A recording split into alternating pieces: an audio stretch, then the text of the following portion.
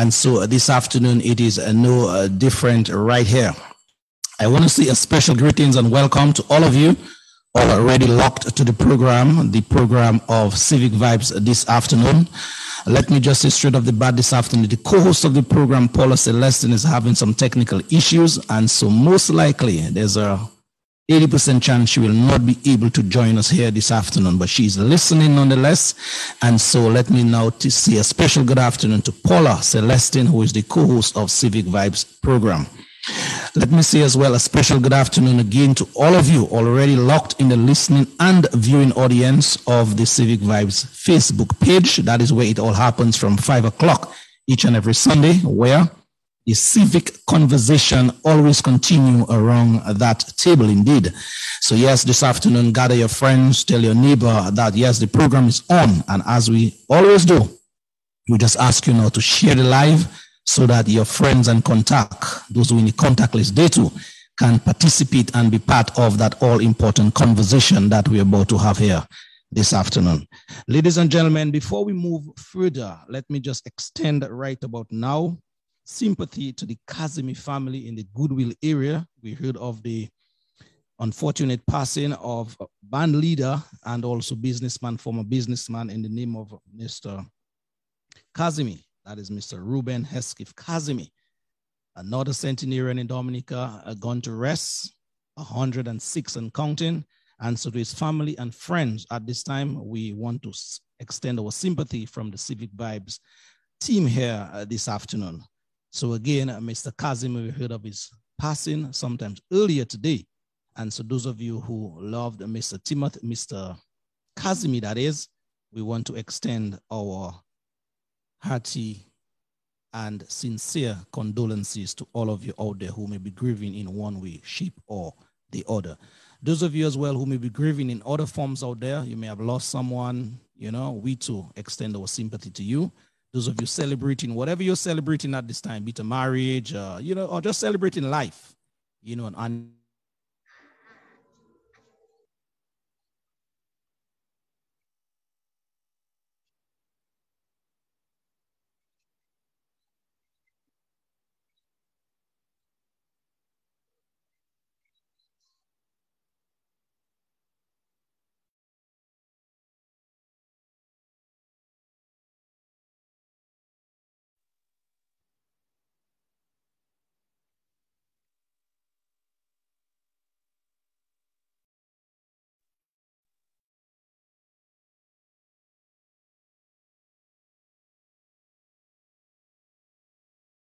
had a little glitch a while ago.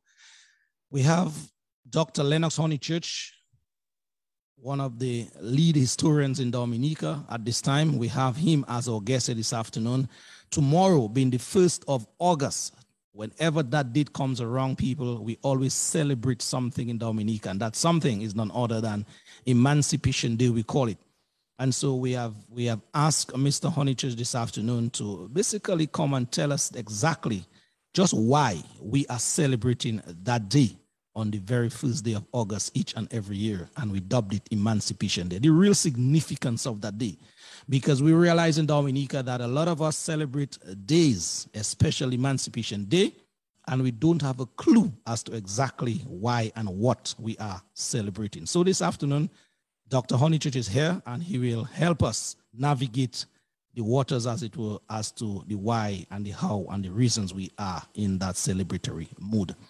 The second leg of the program, we have Mr. Alvin Thomas, no stranger to Civic Vibes. We'll be continuing to explore the CCG's report, and so Mr. Alvin Thomas will do just that for us later down in the program. And to finish it off all here this afternoon, we heard some utterances of the newly elected Prime Minister of Grenada, that is Honorable Deacon Mitchell.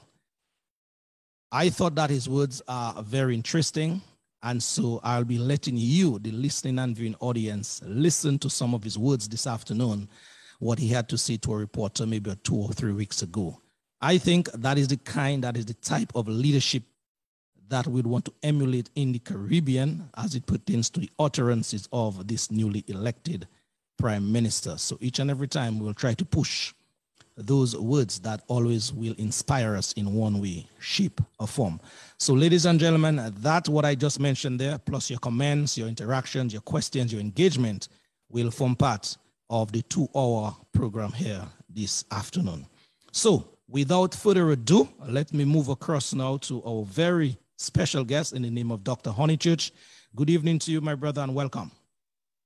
Good evening, and I hope that you're hearing me. I'm hearing you loud and clear, yes. Oh, fine, because things changed a little bit since we last talked. But welcome to you and, of course, all of your listeners on this special time and special day tomorrow, which we'll be talking about. But first, I'm very sad to hear the news which you have just delivered about the passing of Mr. Hesketh Casimir. Now, here was a real gentleman and somebody who contributed so much to Dominica. He, particularly in the musical field, because he had one of the first popular bands in Dominica in the early 20th century, the Casimir brothers, that used to play for dances and stuff like that. And then with the development of the Music Lovers Government Band back in the 1950s under Cecil Bellot, and then he himself became the band leader. And all of the people who have contributed to that band, you know, are extremely admirable. When you think they do this voluntarily, and particularly at Christmas time, go out to all the districts and entertain, and they're on call for any national event. And Mr. Casimir, he was a businessman, yes, but then he did this on the side and really contributed a great deal to Dominica. And then, of course, was followed on by younger band leaders. But all of them, I think I'd like to extend, as you have already done, your sympathies, not only to the family, but also to all the members who, past and present, of the Music Lovers Government Band, because this is something that survives in Dominica and contributes so much to the cultural life of our island. So thanks for bringing that to the fore. I just want to join in my sympathy. So let us get down to the business at hand and the fact that tomorrow, 1st of August, will be the 184th. It will be 184 years since full freedom was given to some 14,000 enslaved persons in Dominica. Not only in Dominica, because that legislation was also passed by parliaments in all of the British colonies, the former British colonies. And that was not only here, but there was slavery over in places like Mauritius, colonies over in the Indian Ocean on the east coast of Africa that were part of the British Empire.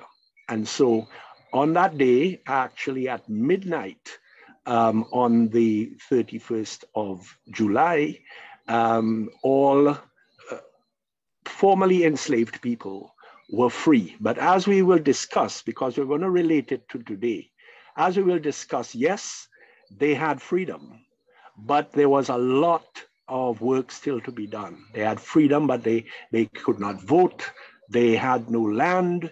The houses that they lived in were not their own. They belonged to the plantation owner.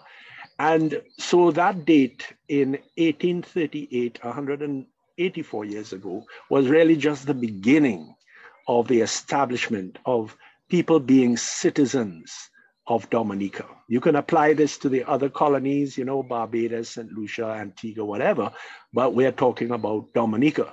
So I also have with me here, and we could go back through it step by step, the announcement, the Declaration of Emancipation of Dominica, because each island had a British governor or lieutenant governor, and they read out, in our case, on the steps of the House of Assembly, the courthouse there on Victoria Street, which was Dr. Honeychurch, let me just interject there one bit. Before, yes. You said a while ago, certain things change. We are only hearing you, we are not seeing you like I did before. Would you mind that we turn on your camera? Yes, I'm going to try to do something like that. They Yes, say please. your video has stopped. What should I do to? Okay, let me just see if I can tune in a camera from my end. Hold on. Let me just see if we can rectify that from my. Your video has stopped. We were very clear a while ago. Yeah, no problem.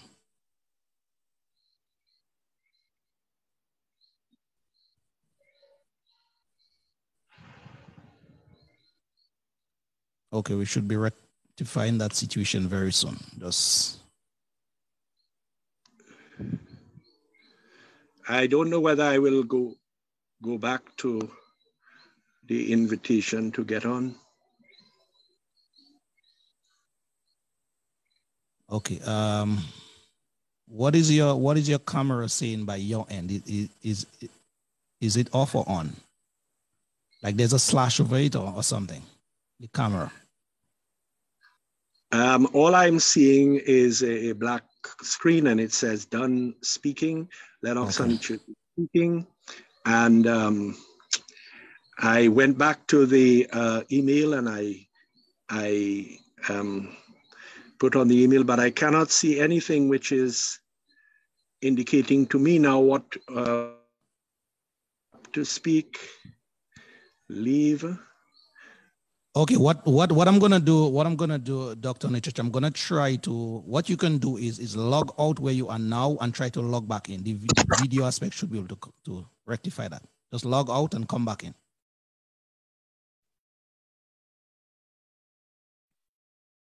All right, folks, we are experiencing a little technical difficulty there. Let me just try to rectify that, and then we'll be having the discussion continued in just a bit right here. All right.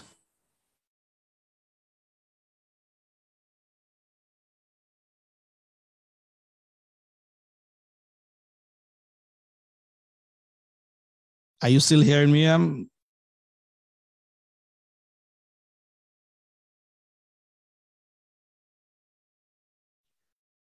Dr. Onichich, are you still able to hear me?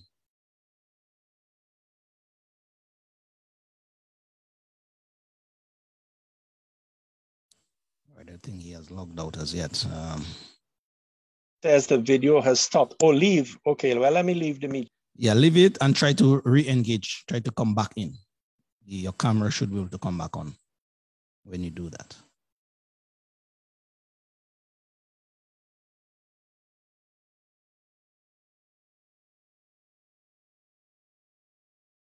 All right, folks, sorry for that, untimely break in the programming, as it were. We're trying to rectify a technical issue there in terms of our guest video aspect of it, because we know you want to hear and more so see Dr. Honeychurch, so we'll be trying to do that in just a bit. All right, let me just. Right, I think we are back on now. Connecting to audio, yes. Connecting to.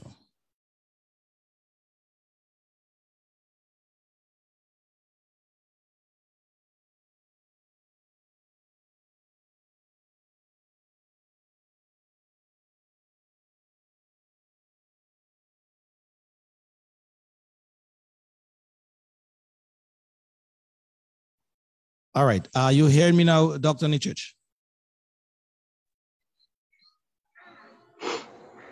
All right, are you able to, right. Everything seems to be back on track now. I'm hearing you and seeing you loud and clear. Okay, right, here we go again. That's all it. The technology. Fine, so apologies to our listeners and viewers. Yes. Here we go. Basically, I will do a little recap now that you're seeing me. That 184 years ago, on the 1st of August, Dominica, the enslaved people, some 14,000 of them, obtained full freedom because they had actually been granted a sort of freedom 4 years before in 1834. But this was full freedom. But the problem is, and this is how I'm going to relate it, in fact, to the present, I have the document that was read out by the governor declaring emancipation, and he raises a number of issues. And many of those issues remained unresolved for a long period of time. And in fact, in some cases, we are still kind of dealing with some of these issues. So I will read sections and then I will stop and I will explain to people what this is all about. So he goes and stands on the steps of the courthouse that we still know there on Victoria Street, and he makes this announcement. He then prints it in the newspapers of the day, both in French and in English, because there were many French-speaking citizens in Dominica at the time. So he says that he only landed in Dominica a short time ago, and that the legislators of this island have made a law to give you the same freedom as themselves and all others of the Queen of England's subjects. Now he says that on 1st of August next, we must all go to church and chapel and thank God who rules and disposes of everything on earth, that it has pleased him that this law should be made in Dominica. And he says, now let me tell you, my friends, in a few words, what this law will do. It makes you free, but not to make you idle. It is to make you free, but not to make you vagrants, that is, men wandering about with no regular fixed home. All free men are governed by laws, and these laws are made for the punishment of the wicked men, for the encouragement of the good men, and for the protection of the lives and properties of us all. So he goes on in this way to try to explain to people what this new life of supposed freedom is all about. But he makes it clear that, all right, you all are free, but there are restrictions. And he says, and I'm going to quote again, now let me tell you what the law has ordered for you, now that you are to be free men. You may remain in the houses on the estates where you are until the 1st of October, if you wish to do so. The houses in which you live and the grounds which you have planted are not yours. But if you continue to work by agreements with your master and work as the laborers work in England and other free countries, cheerfully and diligently for your employer, he will let you live in his house and plant your provisions on his ground. And that is what I advise you to do. Now let us study that, what he's telling the people. Okay, you have supposed freedom, but you have no land. Sir, you keep referencing a he. Some persons are saying, just clarify, who is that he, or who was that he? Fine. So essentially what I was saying at the beginning is that the lieutenant governor, a new lieutenant governor of Dominica, his name was John Longley, and he was the one that is speaking. He is the one that is presenting this declaration to the people. So he has been sent out from England, as was happening in those days before we had our own governor or our own president. He was sent out to operate, to run the colony. But then you also had a House of Assembly, the same House of Assembly that is there today, the same building, in which there were members elected. And many of those members actually have descendants still here in Dominica, because the Speaker of the House was Mr. James Garraway. So we have Garraways in Dominica, Garraway Hotel and all of that. A number of Bellots, J.B. Bellot, L. Bellot, and then we have J. Fadell. We have the Fadels here as well. R. Gordon, there are a few Gordons around. Tit, a name that we are familiar with here in Dominica, G. Tit. And then Lynch, Court, and Whitnell. So there are a House of Assembly, and they have passed an act, and they call it an Act for Terminating the Apprenticeship of Predial Laborers, that is field laborers, within the island on the first day of August 1838, thereby granting full freedom to the former enslaved laborers and so-called apprentices. So that is the words now of the governor, the lieutenant governor, to be exact. So let us go back now. I'm dealing with land. So here are these people. They're living on houses on the plantation, and he's telling that that land is not yours. The houses that you live in are not yours. So essentially, as I put it, when the newly freed people opened their doors on the morning of the 1st of August in Dominica, basically they own nothing at all. They own the houses, they don't own the land, and that then is the beginning of the land holding of Dominica. Now, I will explain what happened is that, you know, the price of land may have been a few shillings, but in those days it was considered to be extremely expensive. So there was all around Dominica an area of land from the sea inland, 66 yards wide.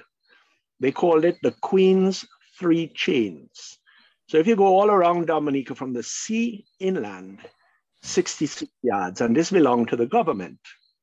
So many of the formerly enslaved people who did not want to stay and work on the estate, who wanted to truly practice their freedom, what they did is they went and squatted on that narrow piece of land. Now, a fine example of how some villages began is if you take the village of Mahu. Mahu was one of those villages where there was this 66 yards wide, and they left their estates, whether it was Belfast or estates like Hillsborough or further down the coast, and they brought their little small houses with their pie can, their thatched, and their little bits of wood, and they put them up there. And there was a road in the middle of the 66 yards. And that's how Maho started. And that's how many of the other coastal villages started. Because what happened is the people did not want to, because if they did not continue to work on the estate, the owner would kick them off the estate anyway.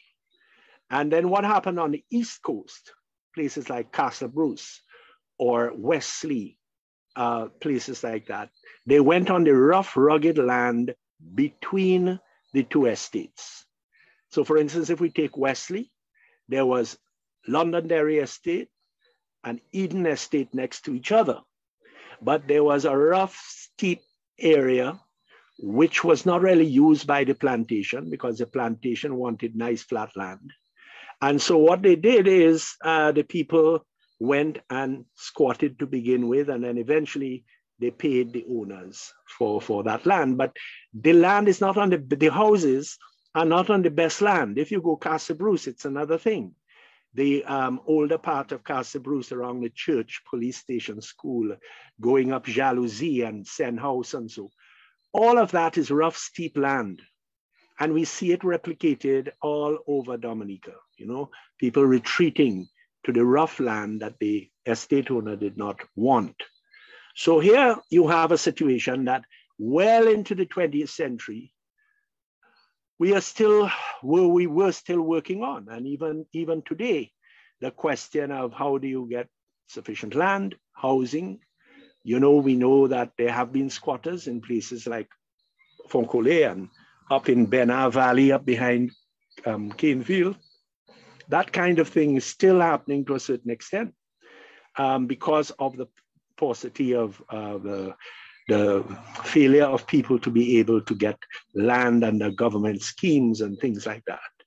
So we see that situation that cropped up there.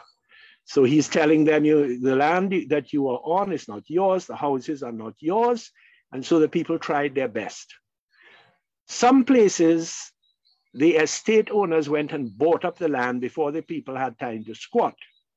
So if you use another example, you know Jimmet by the sea, going from Belfast all up to Rodney's Rock. There's no village there along the sea because the owners of the estate, of what is called Hartford Estate, but we call it Jimmet, the estate owners bought up that land. before, so nobody squatted there. And there are other pieces of land like that around Dominica, where the owners bought the land to prevent the people from going and squatting. The Hillsborough, for instance, by the bay.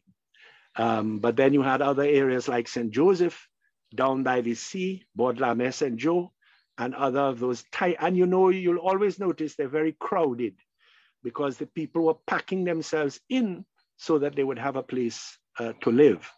So all of those things as a result of that, that emancipation. Now, I'm going back to the governor, to Mr. Longley. Yes.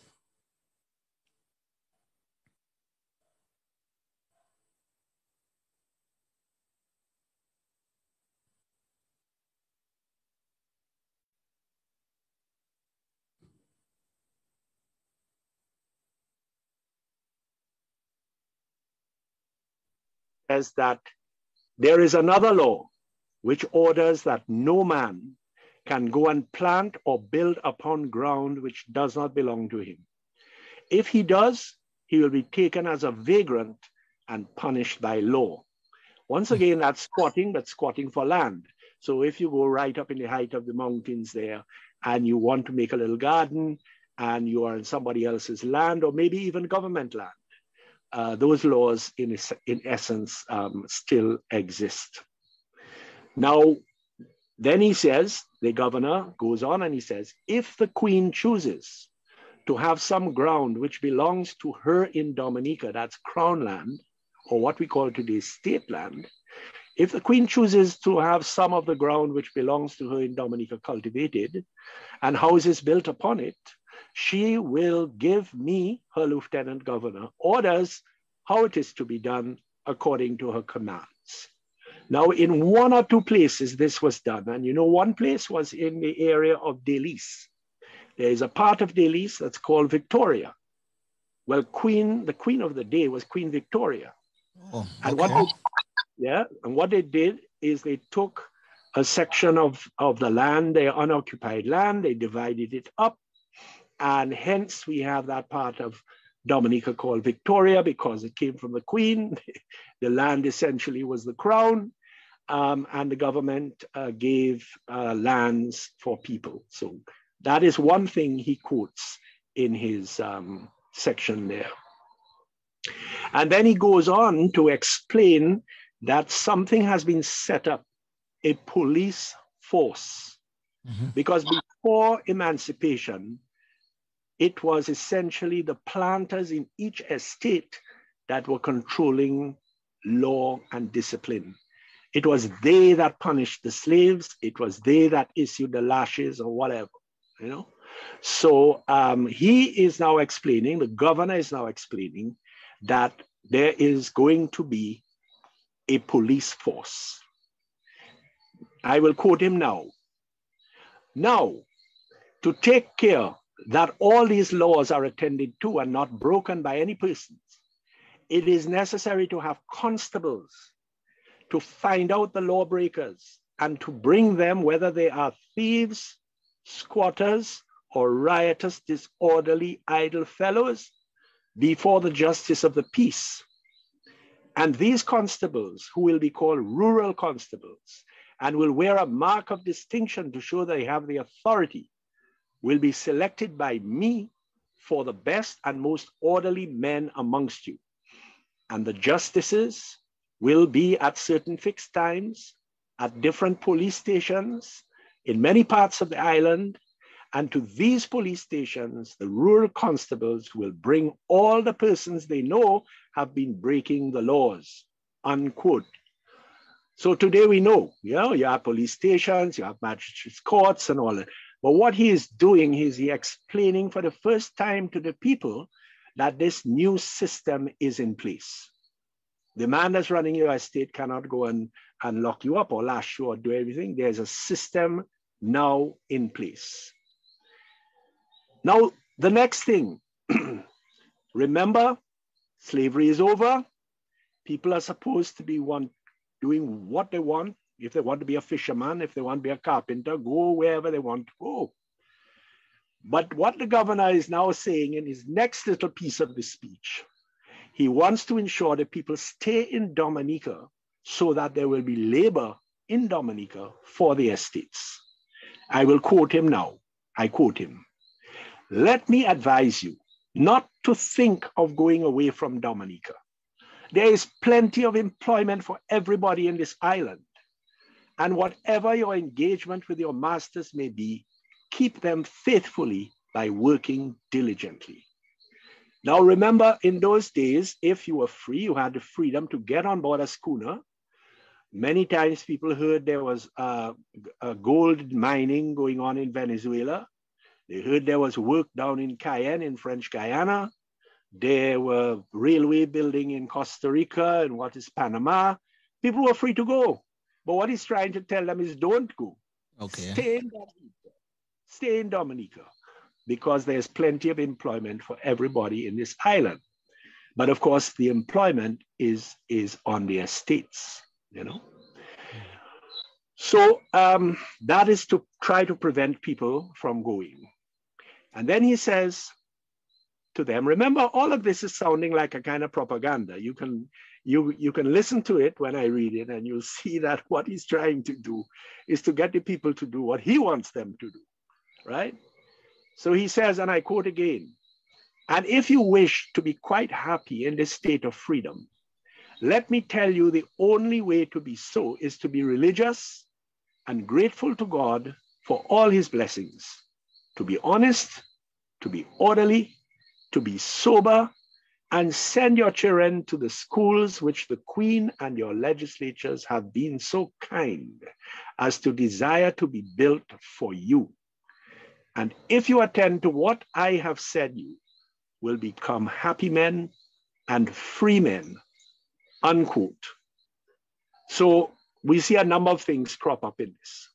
Already before emancipation, towards the end of the period of slavery, the church and the government had got together to say, look, we have to institute religion, we have to expand the churches, we have to get people from overseas to be priests and so, because religion is a kind of a protection for us. It's a protection to keep the place peaceful and keep everybody in an orderly fashion. Okay. So essentially, we will not have trouble. And that's what he's saying here. You know, let me tell you, and I quote again, the only way to be so, to be happy in this state of freedom, is to be religious and grateful to God for all his blessings, to be honest, to be orderly, to be sober. Next thing is education. So they're establishing now primary school. There wasn't that before. During the slavery period, there were no schools for the enslaved. So they're starting to set up little government schools all over the island. So he says, send your children to the schools, which the Queen and your legislatures have been so kind as to desire to be built for you. And if you attend to what I have said to you, you will become happy men and free men. So we have the schools, we have the police, we have the business to do with don't leave Dominica. We have the question of don't squat, don't go and take land up in the bush and go and plant gardens. Those are the things. And in ending, he says, remember, and I quote, remember, the 1st of August will be the day on which your masters, the legislatures of Dominica, have by a law made you as free as themselves. Every church and every chapel in the island will be open. Go there on that day with grateful feelings to your masters, humbly to thank God for the blessing he has granted to you and to all of us. God save the Queen. Amen. John Longley, Lieutenant Governor, Government House, Roseau, July 28th, 1838, because he's giving them a couple of days' notice that this is what is going to happen. So that announcement is the Declaration of Freedom. But as you see for yourself, that is really just the beginning. Because the next day, the 1st of August, when those people, as I say, opened their windows, they really owned nothing. They had to start a whole life that eventually became the modern Dominica that we know. There's one thing also that I have to add. There are many things related to it, but important here is that in the years just before emancipation, the planters and the slave owners were saying, so you're going to, the government, they told the government, so you're going to free all these slaves, but we paid for those slaves. So we have to be compensated. We have to be compensated with money at the value of each slave. You have to give us money. So what the British government did is for all their colonies, they borrowed 20 million pounds, which in those days would be a couple of $1 billion today. And in each colony, they then gave out money to compensate the owners. And the owners of enslaved people in Dominica received, and it's all recorded, 275,547 pounds. And family, there's a whole book. It should be in the archives. It's also on the internet. And you can find out all the people in Dominica who got and how much money they got for their various slaves. There are two sets of people. One is English people, British people who owned estates in Dominica. I'll go back to Hillsborough Estate. So you have, Hillsborough Estate was owned for many years by the Greggs. Up to today, old people will say, oh, Bodlame Greg, when you see her driving there in front by the beach where the boats come in to load sand. All of that is Bodlame Greg. So the Greggs had property in England. They owned the whole of Hillsborough Estate. They then got a certain amount of money, how many £100, compensate them for the loss of their slaves. Then you had a lot of people like hucksters. They only owned like 1 or 2 slaves to help them with their load and that kind of thing. They also got compensation. You had people like the Melvilles, the Melville family. There was a Melville Hall. They got compensation for all the slaves they owned on Melville Hall estate. They sent most of this money to England. But then you had the local slave owners. And of course, many of their descendants are still in Dominica today. You know, when you go and look at the list and you see Rivere's and Shillingfords and Green and people like that, these are the ancestors of people today who own slaves and who were compensated with money for the enslaved. So there are these two sets of people. One is the money left Dominica. It went with the English people. And the other, it stayed in Dominica, but it was used by people maybe to improve their house, land, and whatever. So that was the compensation that was paid out to the slave owners. But, you know, people have pointed out that the slaves themselves didn't receive anything at all. It all went to the slave owners. So I don't know whether at this point you want to ask me any questions, but as you can see, there are many things that took, that's 1838. Yes. It took over another 100 years. You know, the right for everybody in Dominica to vote without qualification, because in those days, to vote, you had to earn or own enough. You had to earn enough money or you had to own enough land to qualify to vote.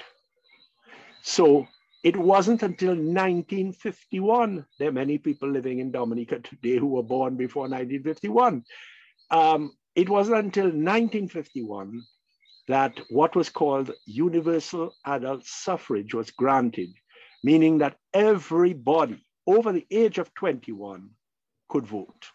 That was a long time. It's over 100 years after emancipation, you know? Yes. So many of those things still had to be put into place. Healthcare, for instance, had to be improved. When this declaration was being given. There was no hospital in Dominica. There was no hospital, no clinic. Doctors, the few doctors that existed, they operated out of their home.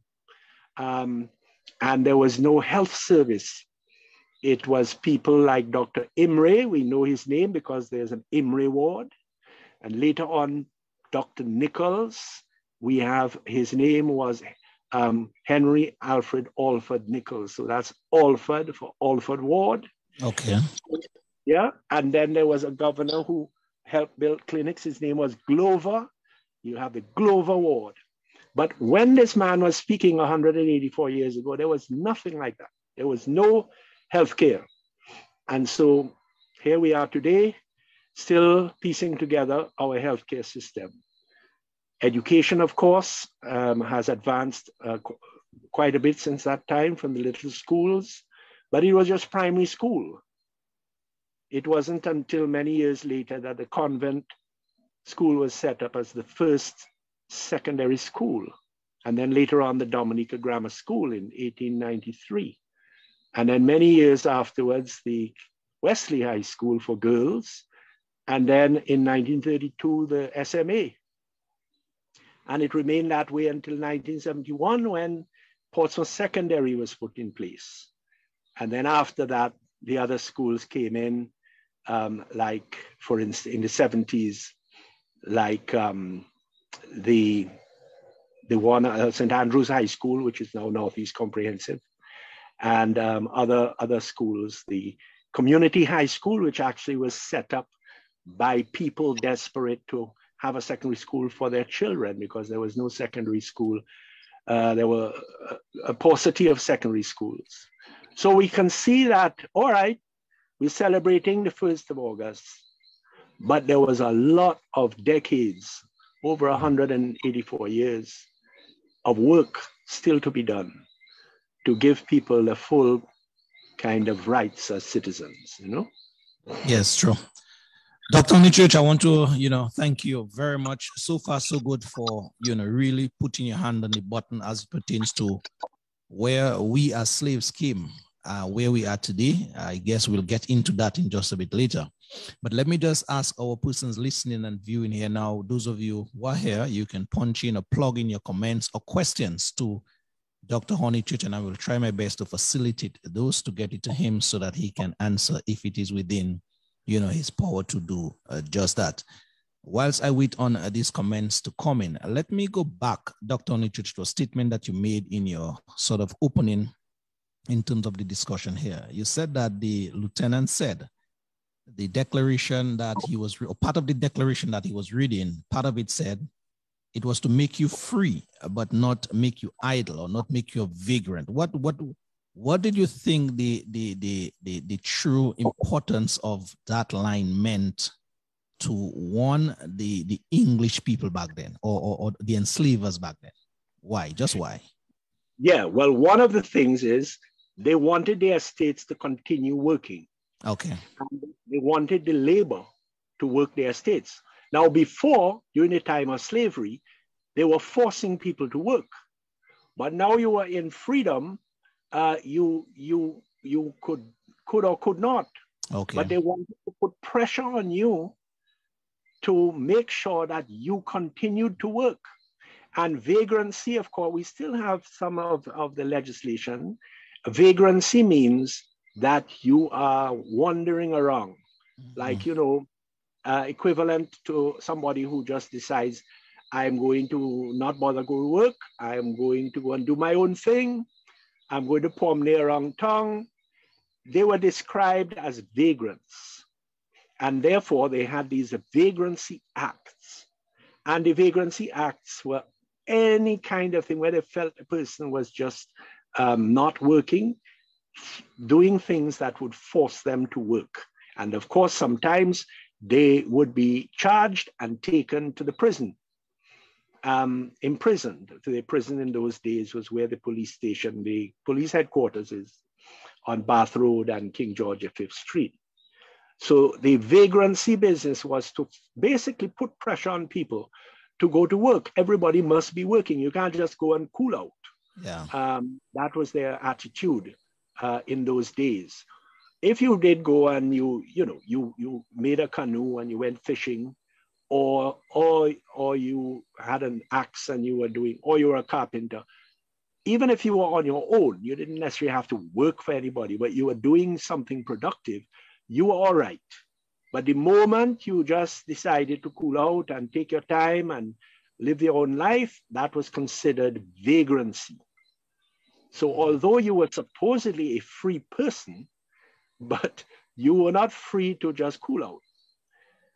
It is to make, and I'm quoting it again, he says, it is to make you free, but not to make you vagrants. That is men wandering about with no regular fixed home. And I don't know if a lawyer would probably have to come and say that maybe a Paro wandering around the street today in the 21st century can be charged under the same vagrancy acts of 100 years ago, 184 years ago, you know? Yeah. So that's the vagrancy. Yeah, indeed. In terms of as we're moving along, someone is asking a question here that will kind of propel us into maybe just where the discussion should be going in a while. But it says here from Nikki Alfred, Mr. Lennox Honeychurch, what are your views, your personal views on modern day slavery, colorism, and its possible impact on our Dominican society? All right. Well, modern day slavery, of course, there's still an anti-slavery society in Britain that works on cases where you have people who are put to work or taken to other places against their will. I mean, there's an interesting case that has just come up where this guy who is an Olympic medalist in England and who has been knighted by the Queen, he ran in the Olympics, the long distance, and he was kidnapped in Sudan, and he was smuggled into England, and he was put under forced labor when he was only 9 years old. So, you know, that is a kind of case that exists. And of course, in Dominica, I think anything like that would come to light very quickly if it did exist. That is somebody put to work, forced labor, locked up somewhere against their will. That I'm sure would come out, and it is a crime. It exists in Dominica, and it's also in the introduction, the preface to our Constitution makes a major point on that. Slavery shall not exist. Now, the second part of the question, remind me now what it was. It was something kind of topical where he talked about colorism. Yes. Now, you see, that's another thing that came about as a result of our history. You had people of direct African descent come to Dominica, but then you had a lot of white people, maybe about 1,000 white people to 24,000 enslaved people at the height of slavery, okay? And of course, what happens through things like rape, or even sort of relationships taking place. You had light-skinned people coming. As a result, they would call them mulattoes, or they had a whole raft of names for them. You know, in Dominica, because it was a French-influenced place, you'd have the terms like, you know, Shabe, Milat, and all of these terms. And therefore, you would find now, in a place like Dominica, Dominica had the largest number of free people of color of any of their colonies, Dominica and Grenada. And that meant that there were people who were people of color. They had a partially African descent, but they were slave owners, they were landowners, they were very important people. What we in the Creole will call Milat Gobug.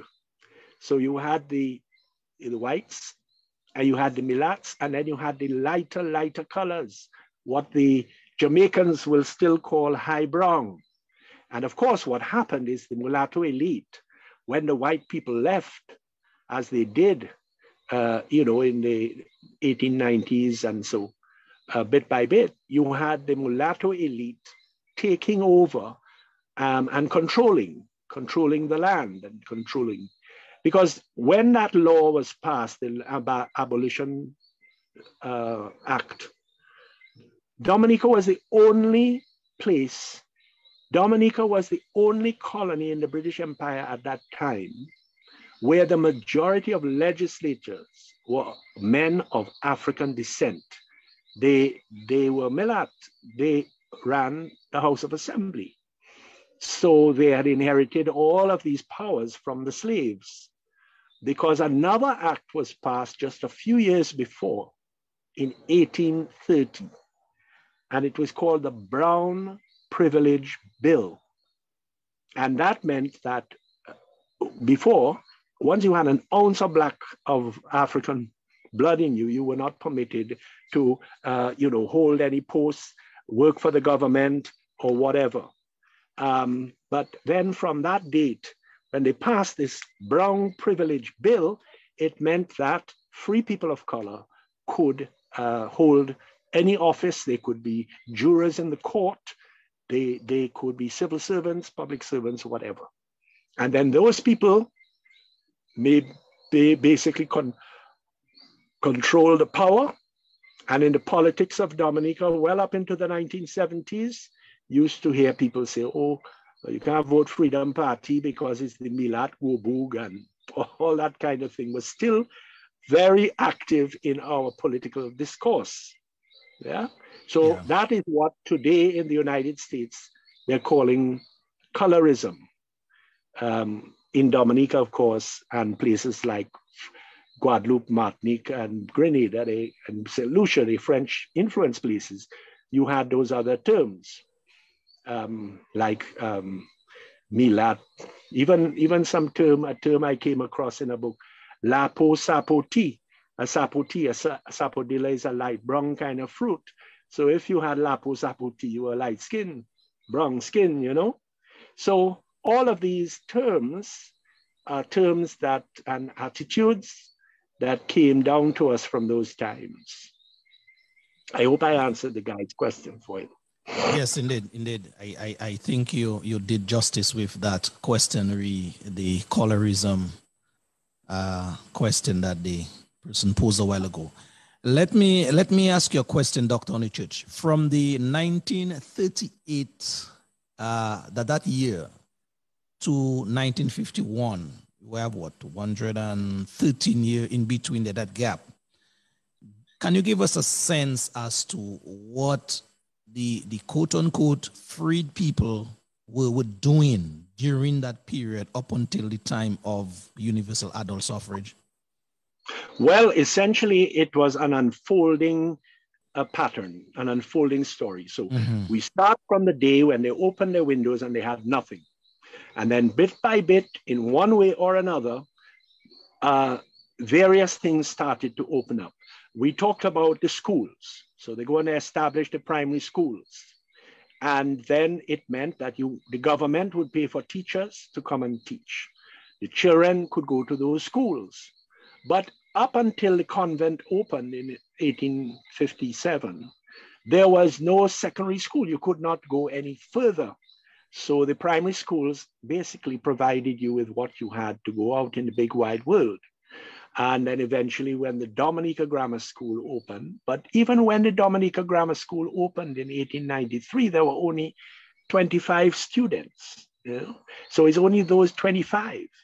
And then there was one island scholarship. Everybody in a secondary school had to compete for that one scholarship to go to university.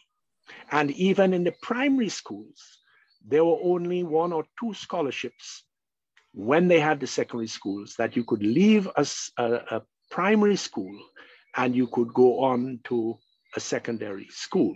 So that limited people a great deal, but everybody was trying. Then you had people who were earning money, whether they were, as I said, having skills like carpentry, boat building, whatever, or even the kind of earning of money as laborers, when they would organize themselves in what they call a sub. You would put your money together, and people who are listening to me will know about a sub.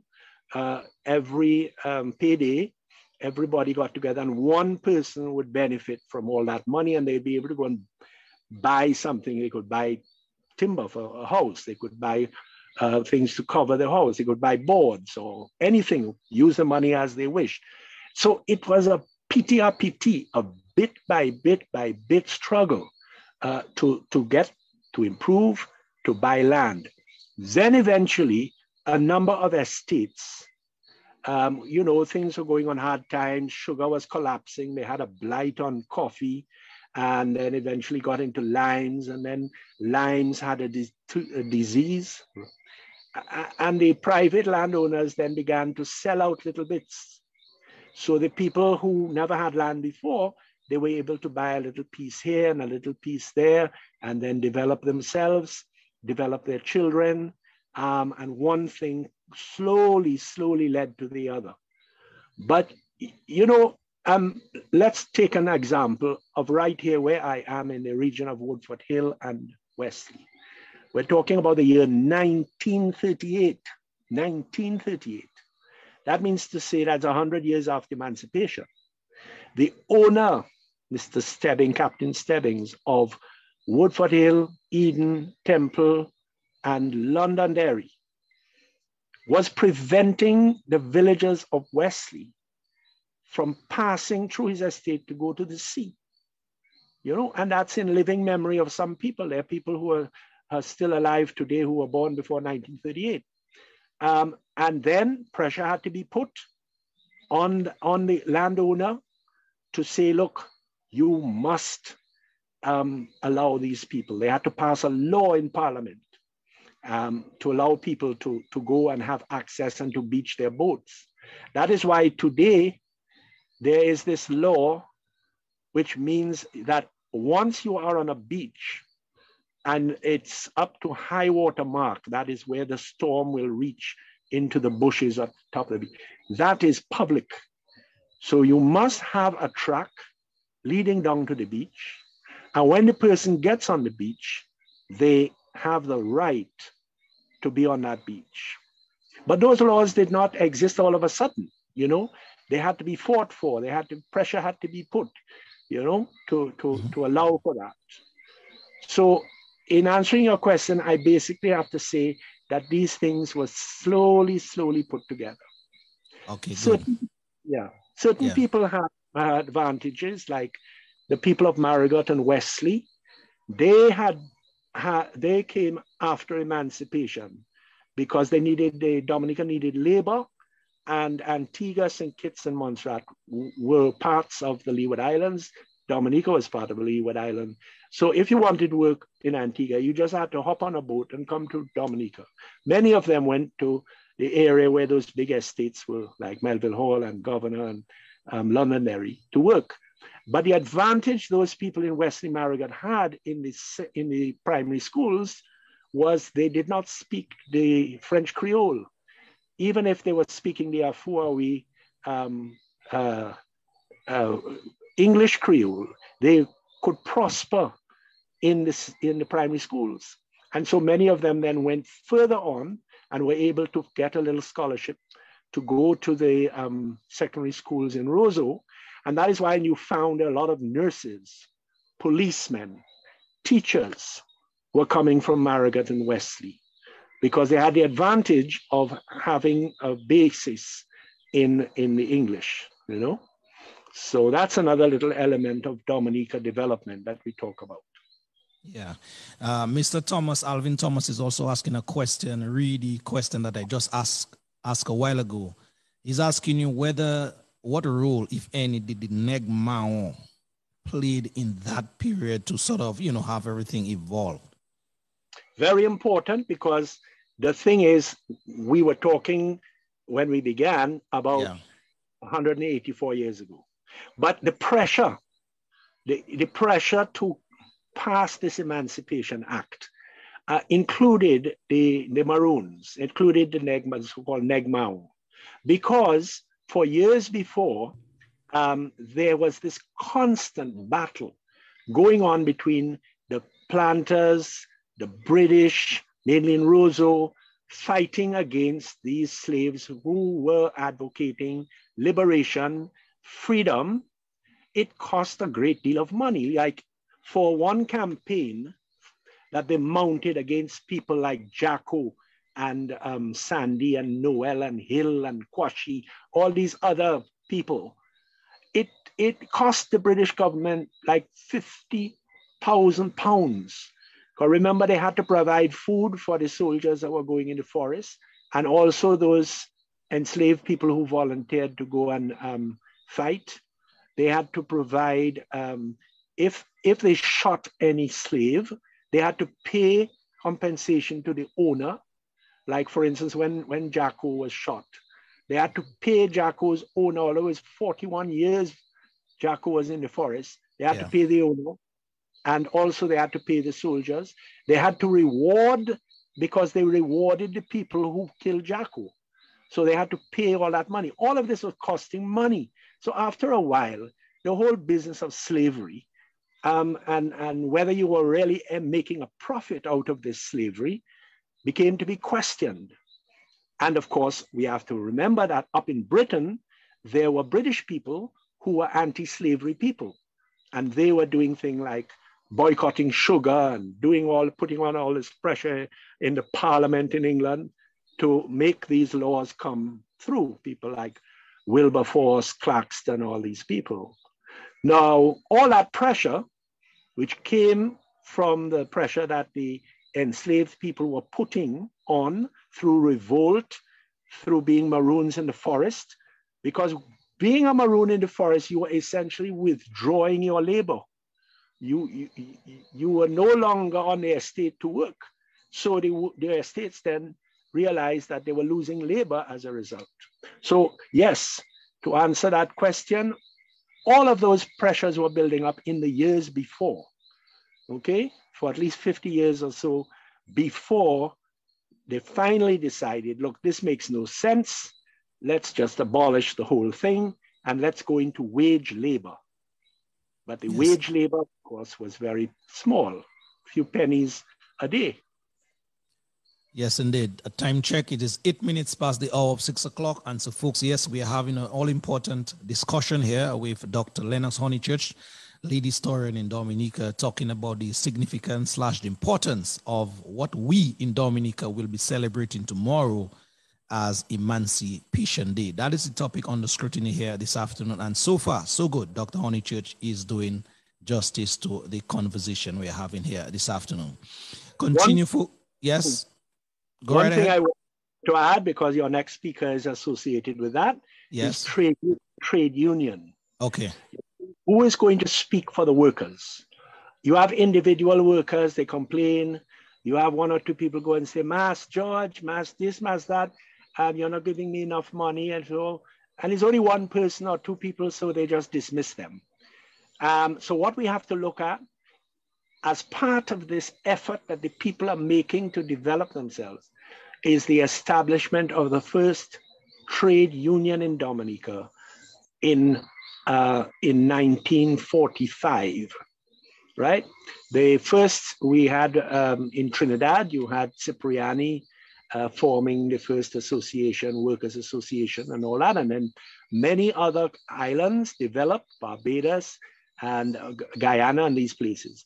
But in Dominica, it was in 1945.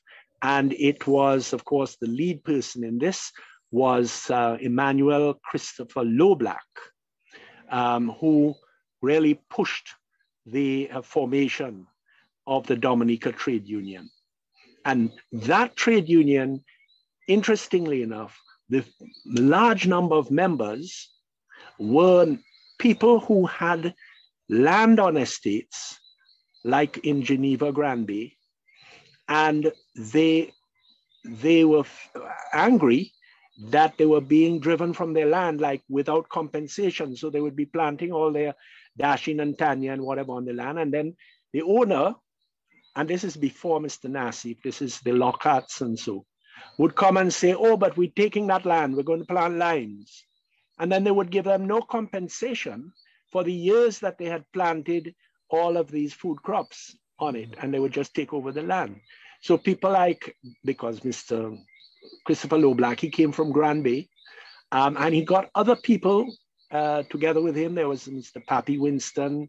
There was even an employer, Mr. Ralph Nichols. You got these people who were very highly educated people, along with him, to form the Dominica Trade Union and to push and pressure for these things.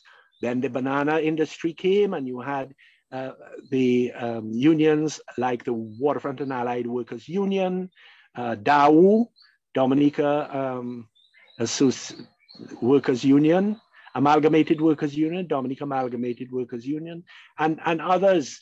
The civil service eventually, it was so privileged to be a civil servant, nobody wanted to shake the boat.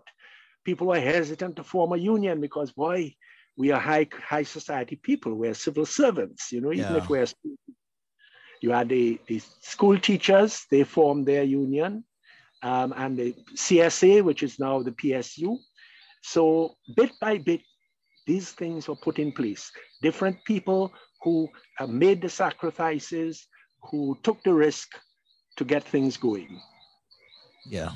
Thank you, Doc. Let me move across to the live feed and take some comments here and question. This one comes from Marshall Lawrence. It says here, the British were able to plan and strategize everything in their favor. He says, all the rules and guidelines for the type of society they wanted.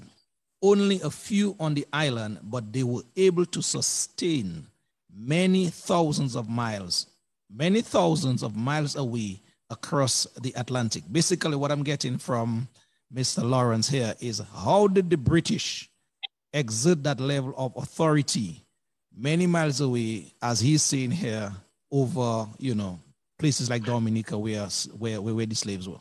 Just how did they do that? Force.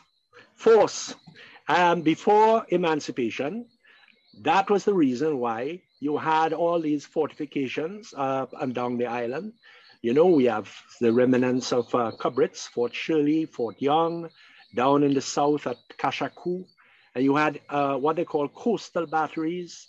You had signal stations all the way down from Capuchin. You can go to Capuchin today, you can see the cannons in Capuchin, right the way down to Scott's Head. You can go on Scott's Head today, you'll see the cannon there.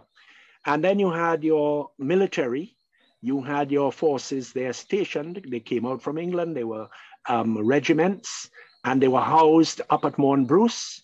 Mount Bruce is, the ruins of Mount Bruce is still there.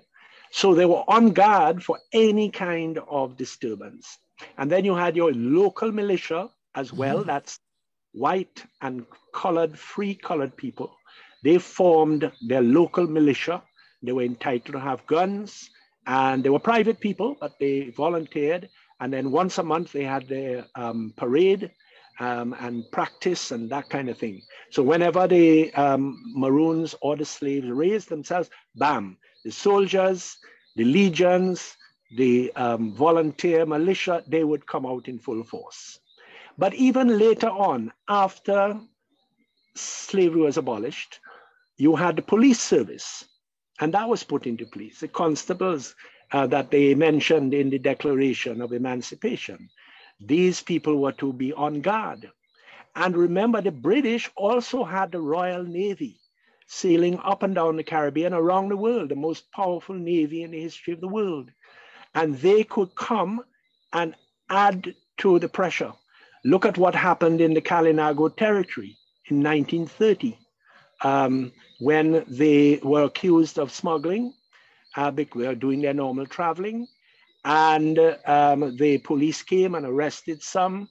They killed 2 of the Kalinago people, and then they sent a warship, the HMS Delhi, off the territory to fire star shots in the night to terrify the Kalinago villagers in Salibia and all those places like Sensi and Siniku and Bataka and so. So this is the power that they used. You know, they had the ships to be able, for instance, one time, even when there was colored parliamentarians in the same House of Assembly, they wanted to pass a law to make it easier for people to register to vote.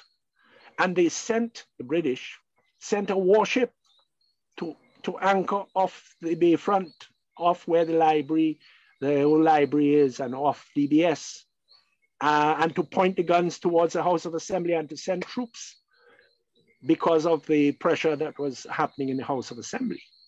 So to answer the question, the British had this massive imperial power that Dominica was just a little 2x4 island, and they could deal with it. The police, the soldiers, but latterly the Royal Navy. Yeah.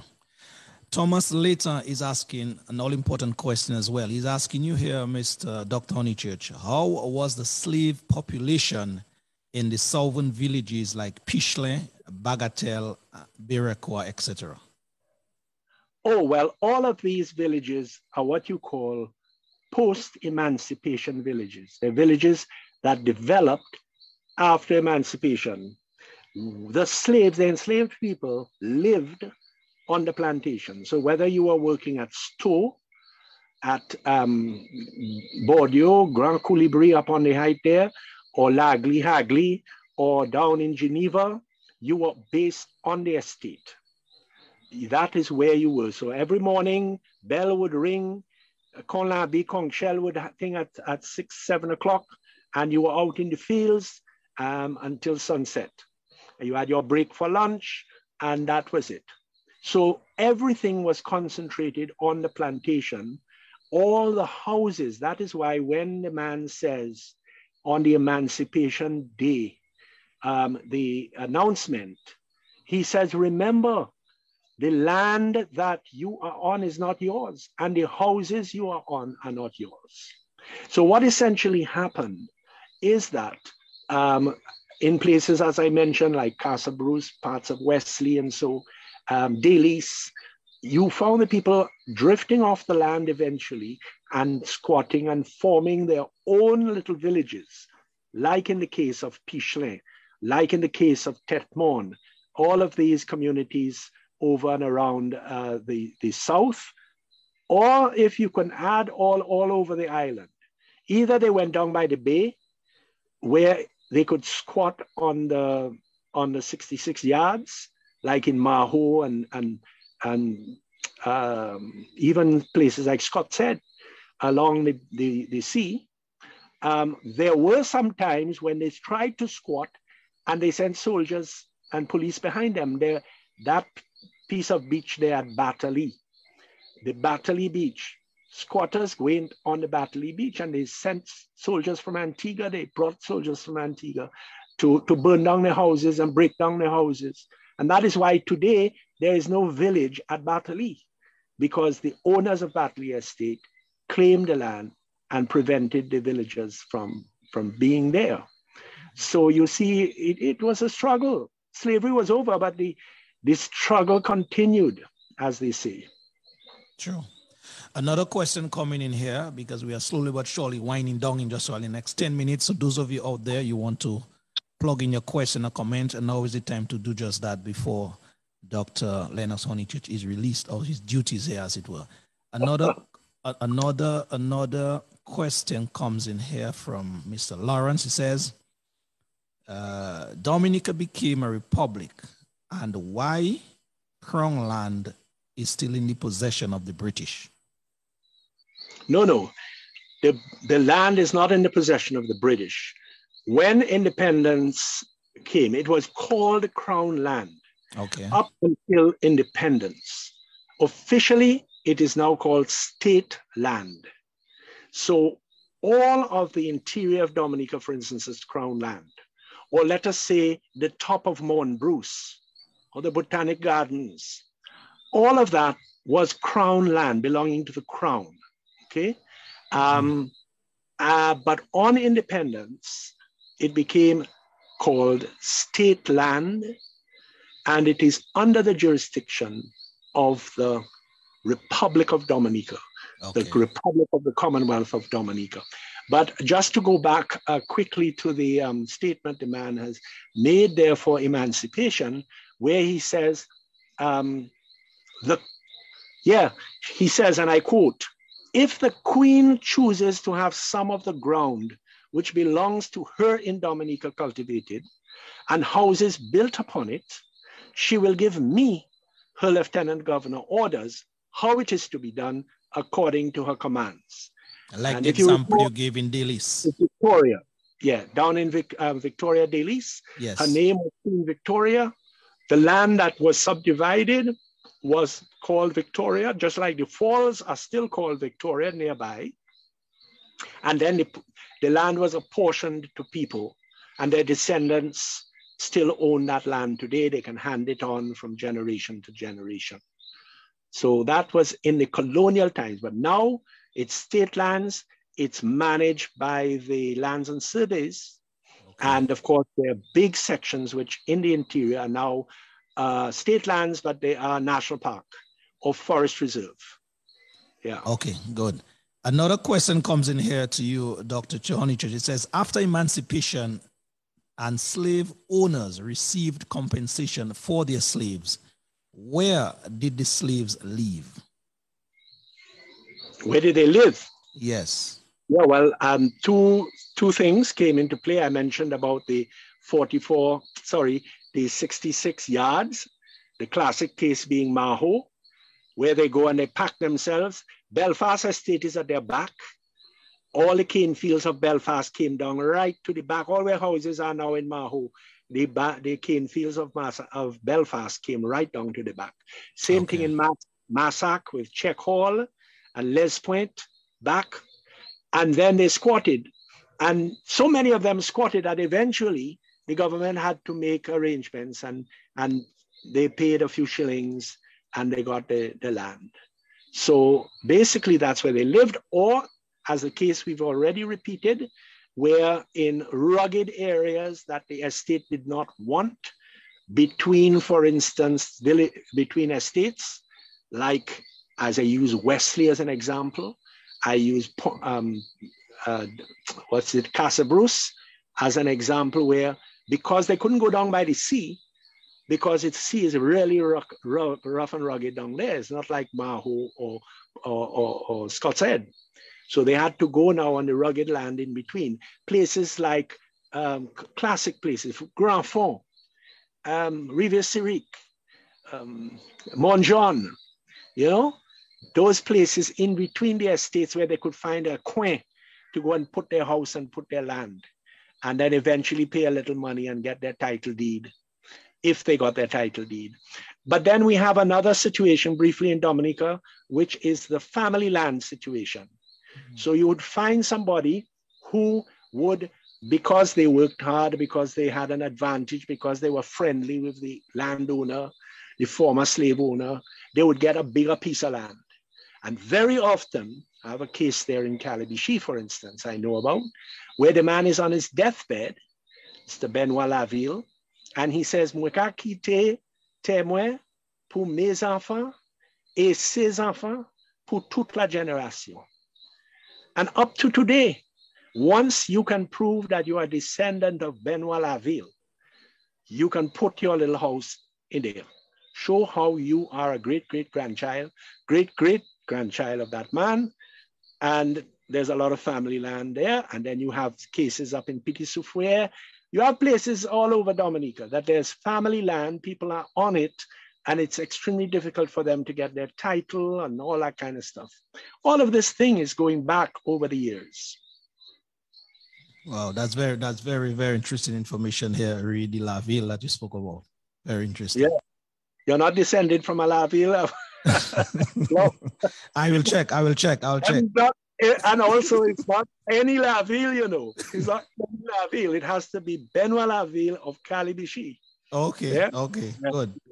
Just like yes, someone else is asking dear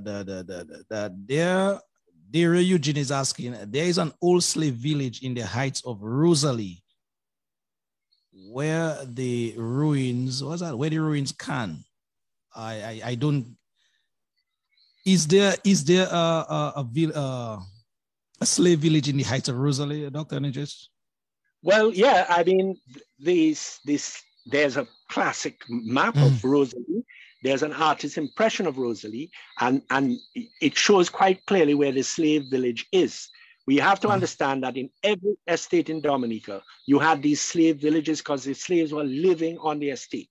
Okay. So, for instance, I have had archaeologists who have come to Dominica from universities in the United States, and I have assisted them in finding some of these places, and they've done digs. They find all the little possessions of the slaves. For instance, recently, I say recently, before COVID, there was a whole study by the Northwestern University of the slave village at Montpatat. Montpatat is up behind Suffrage. And they did a whole study. They dug down and they found the artifacts. But coming back to Daria Eugene's question about Rosalie, yes, we know where the slave village was. And then behind the slave village in the hills is a place they call Negmaon, a couple of hills behind there. And that is where Bala, the chief Bala and his group came and attacked Rosalie Estate and burnt it. So all these little hints guide you to the past. But yes, behind Rosalie, there was this slave village, which then, of course, what happened in the case of Rosalie is that in 1949, 48, two guys came out and they bought Rosalie Estate from the original owners, and they followed the letter of the law. And they said, this land is ours, and all you people who squatted and set up a village in Rosalie, you have no rights. And that's when the people had to go and leave and settle in Rivière Civic and up in Grand Fond and so. The name of the guys, one was Tabor, Leach and Tabor. And they came in and they said, look, we bought this land. It shows us that we own it. So all those squatters that we have here, and they even had the church had to close down. It's now resurrected now as a kind of retreat house, but all of that had to close down. What you call it, they had a telephone exchange there. All those things were closed down so that the rightful owners in law, this is following the law, could take over the land. Wow. And that is, we're talking about 1940 something, eh? Yes. We're not talking about 100 years ago. Yeah. So. Now, as we're about to end, all the questions are pouring in now. Pyro Davidson writes, do you think that emancipation truly ended, or it's just a mask?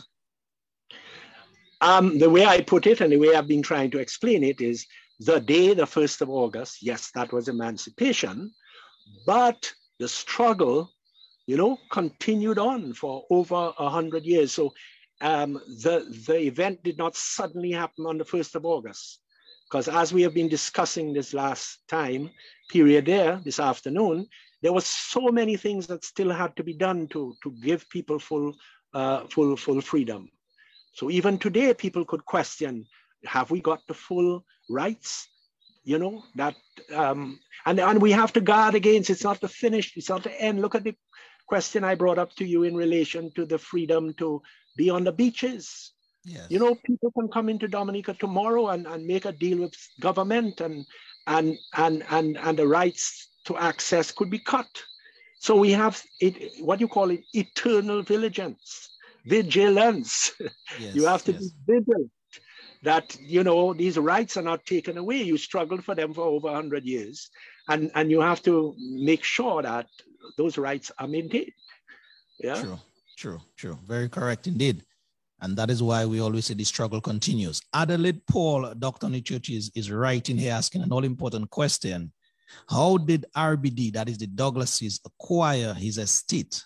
Is it related to the slave settlement or acquiring title, because of his connections or relations with the slave owners? Oh, well, that's a very interesting one. It's a good story, but I'll have to tighten it up and shorten it. Yes. Hampstead Estate, a very leading slave plantation called Hampstead after a place in England. Originally, indigenous name was Batibou, which still survives today. And the slave village, in fact, that was eventually set higher up is called Bents, Bence is the name of an island in the river of Sierra Leone in West Africa. And the people gave their village the name Bence from Africa. But they had a series of owners. The last powerful owners from originally from England, but then the generations went down, is the McIntyres. So let us quickly do the McIntyres in the early 20th century, late 19th century. They owned Hampstead. And Mr. McIntyre, his descendants are the McIntyres of today in Dominica, but he was a white Scotsman originally. And he now took loan from the government, and he could not pay back the loan. So now we're getting into the 20th century. The government in those days was very strict. They didn't give you a chance. You couldn't pay back the loan. They took the whole estate. You have not been able to pay our loan. So the estate was taken from Mr. McIntyre, and it was run by the government. Mr. RBD Douglas was a small son of a peasant farmer from Degua Balata. Degua Balata is up behind La Ho Capuchin, Penville, sorry, behind Eugene, down in the back there. But what happened with Mr. Douglas, he went during the war, the Second World War, and he worked on the oil refineries in the Dutch Antilles, in Aruba and Curacao. And he saved up his money for all those 5 years he was there. And when he returned to Dominica, he went to the government and he said, look, you have this land, you have it for sale. Nobody is able to buy it because in those days, money was short in Dominica. Look, I have dry cash. I have 600 pounds. And so he bought Hampstead Estate from the government for 600 pounds because the McIntyres could not pay back the government. And then, of course, eventually, shortly in the 1950s, when universal adult suffrage came in, Mr. RBD Douglas then became a member of legislature. So, once he had the land, he had the money, he was selling coconuts, he had the power. And that's how things happen in Dominica. Yeah. The same thing happened to the Lavilles. Mr. Laville Frobel, he was working in Aruba, Curacao, came back after the war, and there was the owner of all those big estates there, Londonderry, Woodford Hill, Temple, Eden, and he was able to buy all those big estates from the landowner when he was originally just a little man from Atkinson, a little peasant farmer from Atkinson. But it's who had the money when, And the Armours, Mr. Dr. Armour was the only doctor in Dominica at the time in the 1930s. There were only one or two coming and going. And Blenheim and Eden were for sale. And he was one of the few people that had dry cash. Wow. So he bought big estates, and so it went to his children. And in those days, Dr. Onichich, how much was 600 pounds equivalent to, let's say, in those days, if you put a rough figure by the side of that? Mr. Douglas, he bought 600 acres of Hampstead Estate for 600 pounds. That was £1 an acre. Uh-huh. But wow. a pound in those days was a reasonable amount of money, but it was still cheap because the government wanted to get rid of it. Yes, they didn't want to run an estate. They wanted to get rid of the estate. So that's the kind of prices. But then what happened is when bananas came in later on in the 1950s, the price of land just went up and up because bananas was making money. But in the days of Mr. Douglas and Mr. Laville, the banana industry hadn't started yet, so they were still kind of struggling with coconuts. Yeah. And so that's how it happened. You are essentially, to put it simply, in the history of Dominica, as everywhere, if you are in the right place at the right time, that's the key. You get the right deal. You get a right deal. Dr. Onichich, we have to hurry on. I'm already seeing Alvin Thomas. Yes, he's on the line, but let us just try and take at least 3 or 4 minutes from his time. I'll give it to him by the time we due to finish. One last comment here from Brother Pyro. Pyro, where's that comment from Pyro? Pyro Davidson asks here, how does the only successful slave revolt in history affect the emancipation effort here in Dominica? Okay, so I take it that he's talking about the Haitian Revolution. Yeah. Yeah. So the Haitian Revolution starts about 1791. There was a period during that time when someone highly influenced by what was going on in Haiti, that is Jean-Louis Pollinier, he attempted to start a similar revolution in Dominica, basically to take over all the estates in the east and circle Roseau and take over the whole island. And unfortunately for him and for the large number of enslaved people, this was not successful, and Jean-Louis Pollinier was brutally executed by having his body cut up and all that. We're below Fort Young there, People's Park area, in 1791. But what the planters were fearful of was what was happening in Haiti.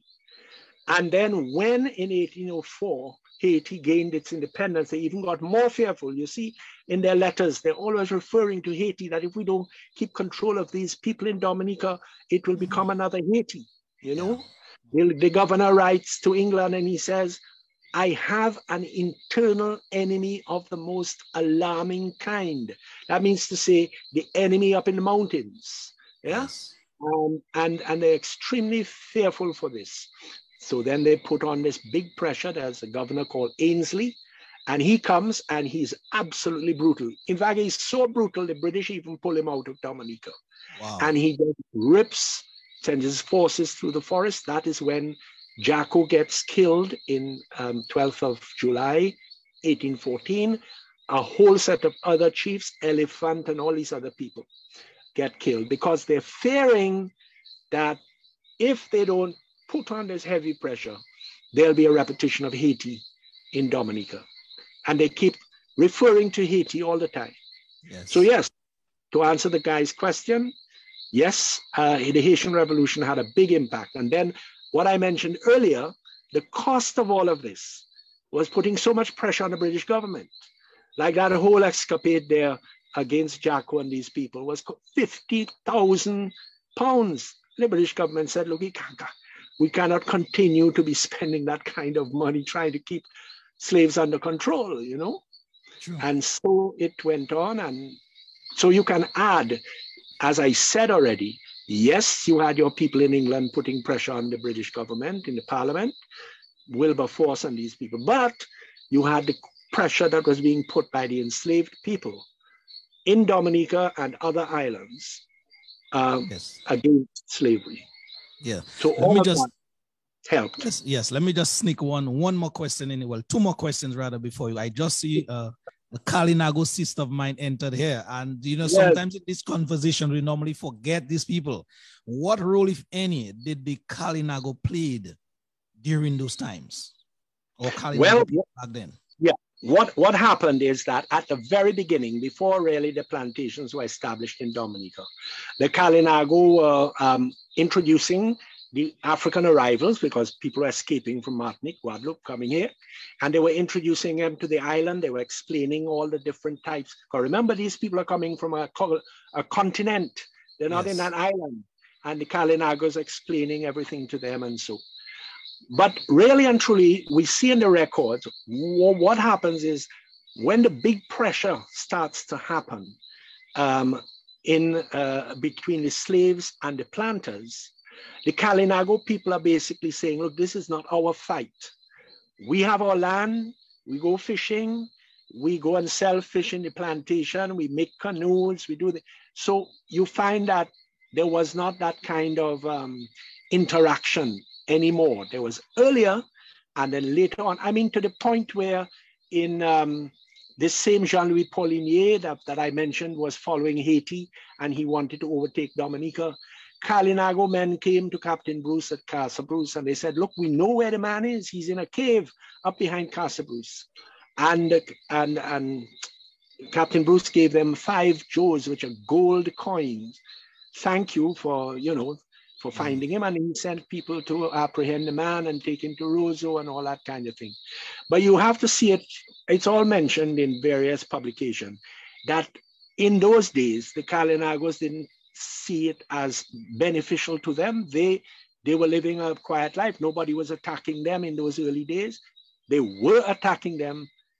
They were attacking them before the plantation system came to Dominica, and they were very, very active. They went all Marigalant and attacked Antigua and so to keep people back.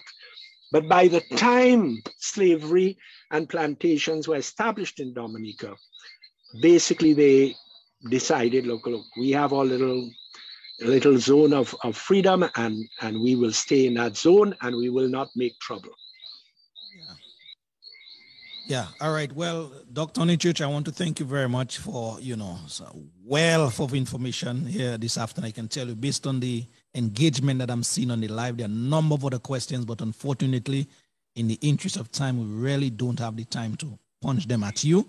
What we do normally at Civic Vibes, we take note of the questions, and then we normally send them to the guests, get an answer or answers from them, and then we can repeat them or recite them on another program. So those of you, all is not lost. Your questions are there. We'll take note of them. And, let's see if Dr. Honeychurch will do justice even after the program is done and dusted. But finally, to bring it all to a wrap, Dr. Honeychurch, whenever we hear about 1st of August in Dominica, there's a number of festivities that we hear about, a number of good time, bon temps, as it were.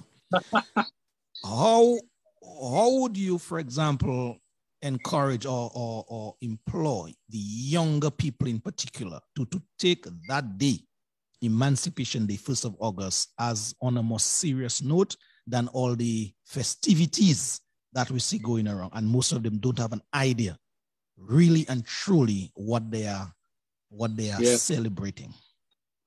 Well, the thing is, for instance, this tomorrow at Hampstead Estate, Hampstead Mill, they're having cultural events and things related to explaining about all of this.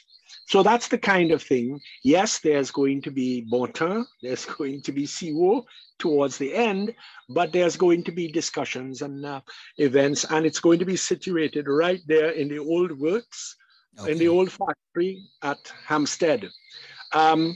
In some places, what they would do is they would go almost like what we have at Independence. They have a community day of service. They do something for the Emancipation Day and have a fete afterwards and that kind of thing. But, and then what happens too, some islands like Barbados, they have whatever day the 1st of August is on, whether it's a Wednesday, Tuesday, whatever, they have the holiday on that day. So it focuses more on that day. We in Dominica, we have it on the first Monday. So, it ties in with the weekend and all. But there are all kinds of creative things that can be done.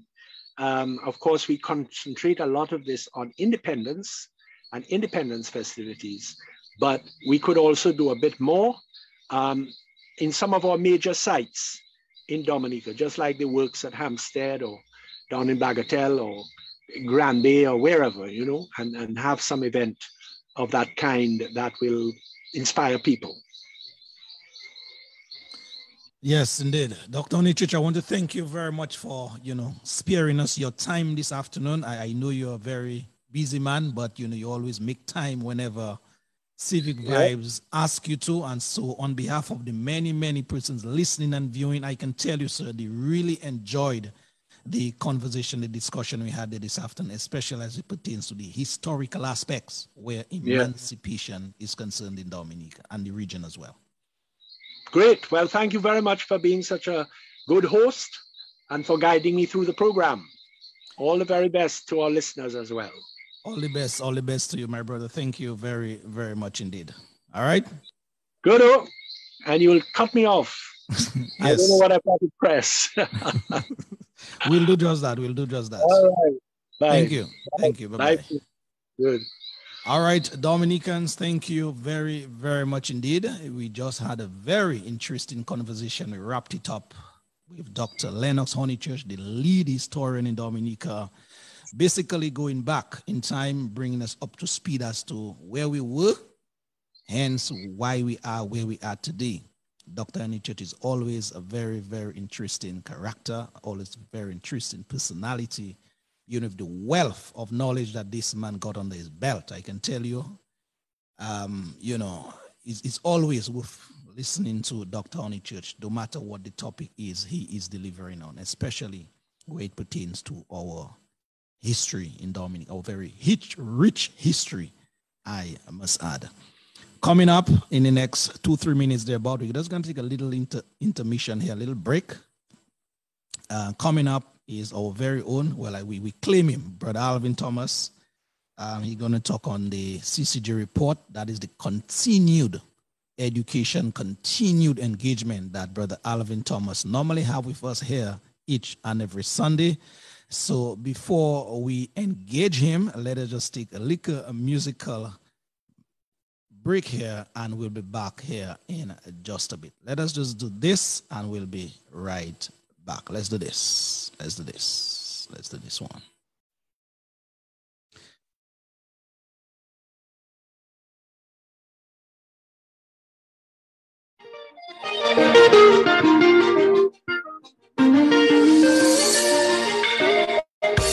C'est pas aujourd'hui nous cap parler bas.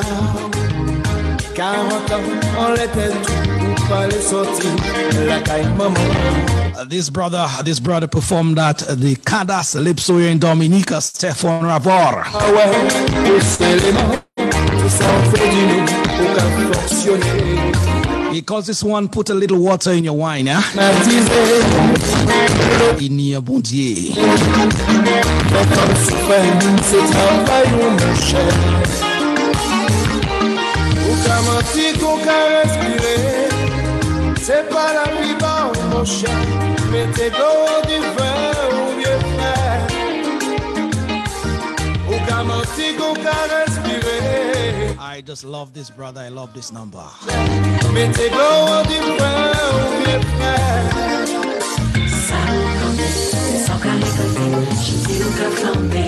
Oubliez ni un bon Dieu. All the lovers of French music out there, special good evening to you, huh?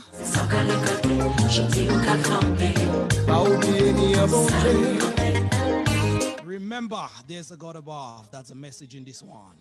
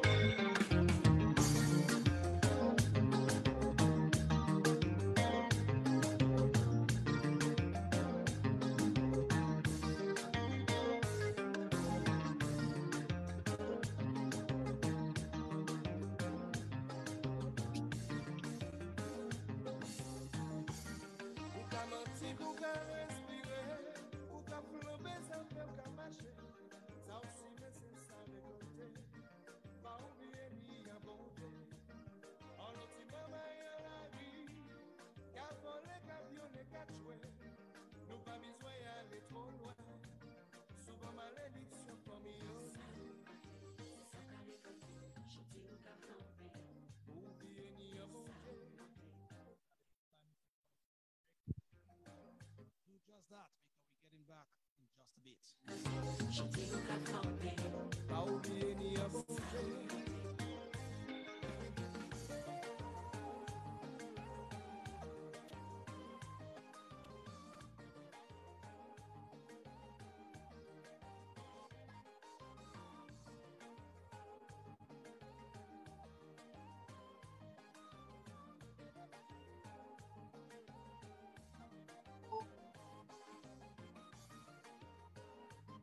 Tonight being the third night of the Cadas Lipso here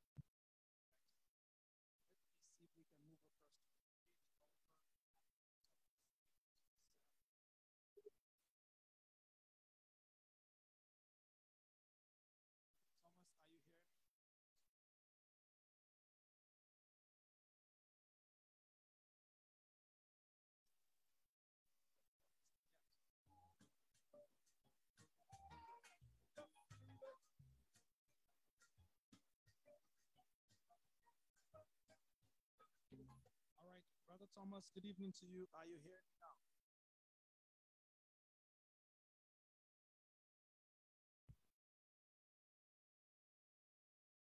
Thomas, are you there? Are you there?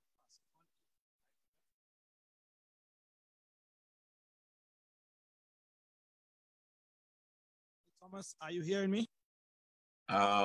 Yeah, it's a little better now. I wasn't hearing earlier on. All right, thank you very much. Yes. It's kind of low, but it's there. All right. All right. Are you hearing me any better now? Yeah, I'm hearing you now. I'm hearing you now. Much better. Good. Much better. All right. Thank you. Brother Thomas, I realize again we have stool.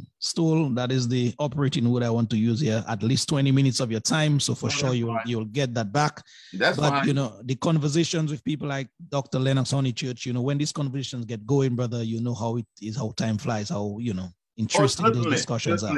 And I'll tell you, Lofty, I think a lot of what he was sharing there was so relevant, man.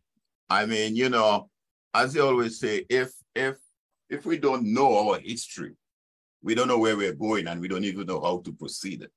So history is important for a number of reasons, and that's exactly what he was doing there. I mean, this guy's a university by himself, a walking university. Yes, indeed. And those of us who can benefit from his knowledge while he's still alive, I think we should always take advantage of that. So I was learning and taking my own little notes as we go along, you know. Yes. I enjoyed the discussion. It was very good. Yes, indeed. Yes, but it is our time now. It is your time primarily as we continue here on the continued education, the discussing of the CCG reporting. They reported to us sometimes 2-3 weeks ago as to what they deem that is necessary in order for Dominica and Dominicans to have freer and fair elections. And so you, Brother Thomas, you have pledged your support in that department right here on Civic Vibes to help the many, many Dominicans out there understand better in a more full way as to the importance of these words from these law lords, I call them. Good evening to you. Good evening, Lofty. Again, thank you for the opportunity once more to share that medium, that audience with you and your guests, and a pleasant good evening to your many folks who are tuning in, listening on Facebook and otherwise.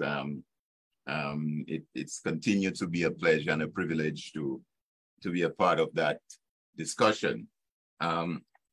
I think it's much more than education, although I think that is also an aspect of it. But I think what we are doing on Civic Vibes is to get folks engaged, get them to take part, get them to participate in their civic responsibility. I think that's what it is. Interestingly, as I listened to Dr. Honeychurch presenting here this afternoon, it kind of helped juxtapose some of the comments he made as it relates to our history to what is happening today. For example, he touched on the whole question of the right to vote. The right to vote, which is the hallmark of any and all true democracies. He also made the comment that there's still a lot of work to be done, which is so true. And that work extends to just what we're doing now in terms of the electoral reform and many other areas where work needs to be done. He mentioned when I think someone asked a question about how was Britain able to contain the folks being so far away. And he mentioned the use of force, including the local police and the militia. We see that today, how our own government used the use of force on us by way of the police officer that come out in military-style fatigue. We see what happened in Salisbury. So we see that today.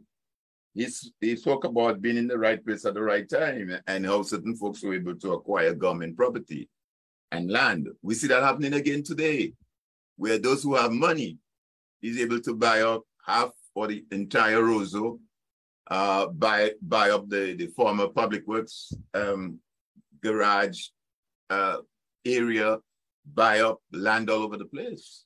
So clearly, in terms of the work that has to be done and what is happening right now, it's in fact interesting. And that is why I will maintain, and it may sound like a bit in the old heart, that elections have consequences, and the right to vote is a sacred responsibility that we all have. Before I delve into the report, and what I would like to do again is to kind of just continue where we left out the last discussion in terms of the voters list and the registry. I think we could spend a little more time on that. I want to kind of relate that to what obtains in some of the other islands, what obtained before and what has been fixed, namely Jamaica. But let me just share with you two quotes that I think might kind of lead us to where we are going. I normally get daily quotes from, quotes by the Dr. Martin Luther King Jr. And today's quote, it says, "The day we see the truth and cease to speak is the day we begin to die." Those are the words of Martin Luther King. The day we see the truth and cease to speak is the day we begin to die, unquote. So what we are doing here is in fact speaking the truth to a report that was presented by the CCJ. The truth in terms of what was presented before the justices insofar as our electoral process is concerned and what needs to be done. Let me share with you another quote that I came across past week, and it is what is referred to as the daily Stoic, quotes from the Stoic, and we have none other than Marcus Aurelius, one of those philosophers. And the quote that was presented for the 26th of July, and I shared that, I normally share this with some of my friends on WhatsApp or the social media. And Marcus Aurelius is saying there, when good men do nothing, and that's the subject matter for the quote, when good men do nothing, and I suppose I can extend that to say when good men and women do nothing. Quote, often injustice lies in what you aren't doing, not only in what you are doing, unquote. Let me repeat that. Often injustice lies in what you are not doing or aren't doing, not only in what you are doing, unquote. And he goes on to explain, history abounds us with evidence that humanity is capable of doing evil, not only actively, but passively.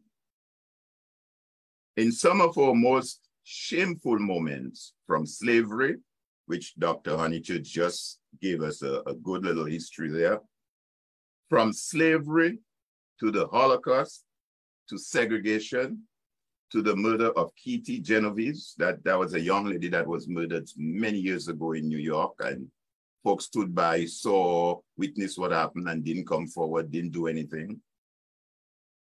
Guilt wasn't limited to perpetrators, but to ordinary citizens who, for a multitude of reasons, declined to get involved. It's that old line, all evil needs to prevail is for good men, and I'll say women,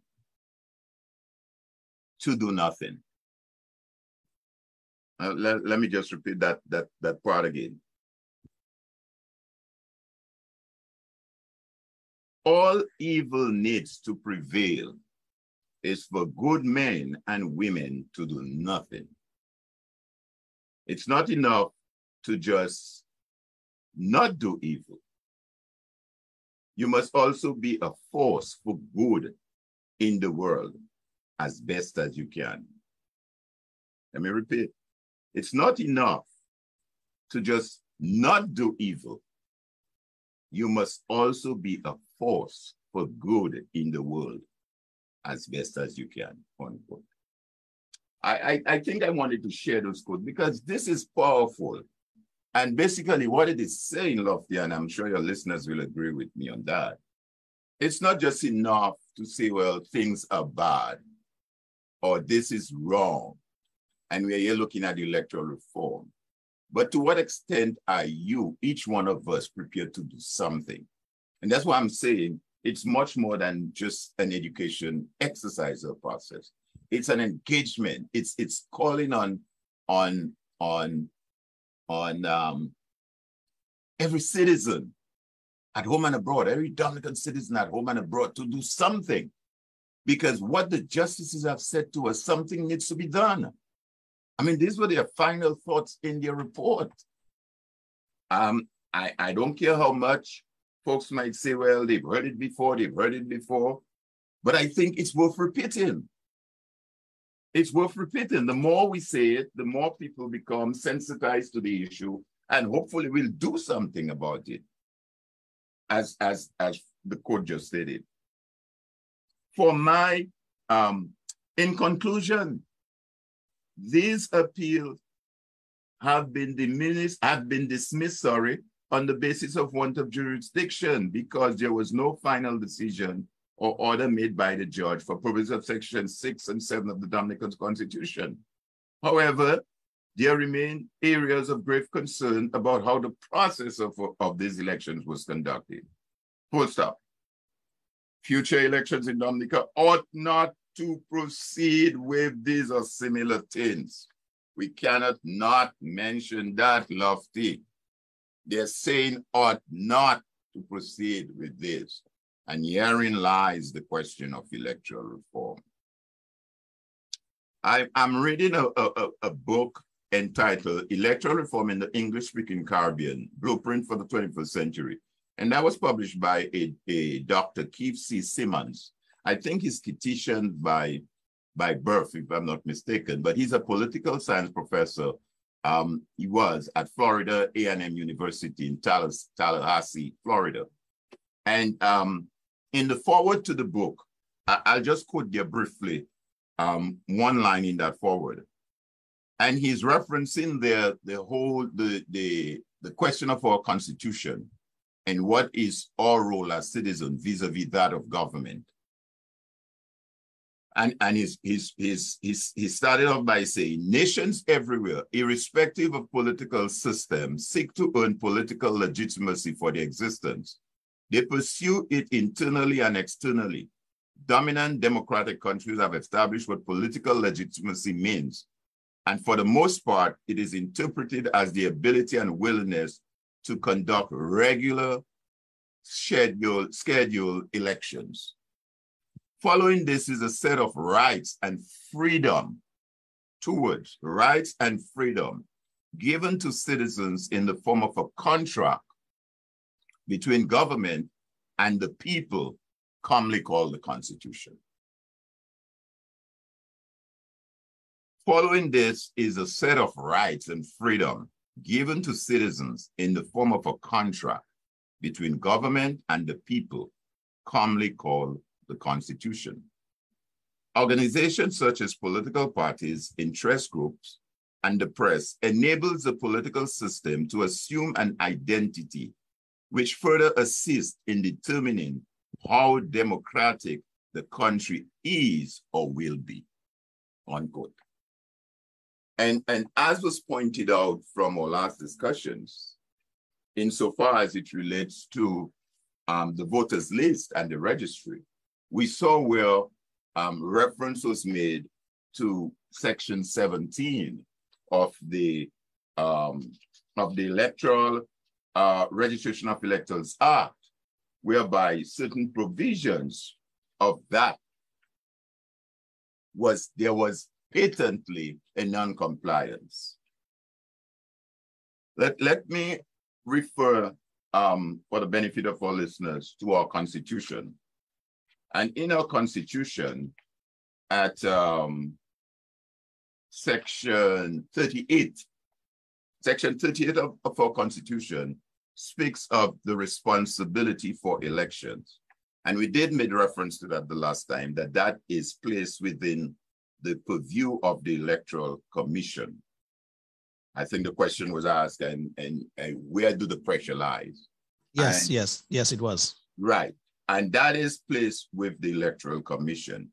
And it outlines there quite clearly, Section 38, 1, 2, 3, 4, 5, 6, how the Electoral Commission is required to discharge its functions as a commission with the assistance of the Chief Election Officer. And then if we look at section 51,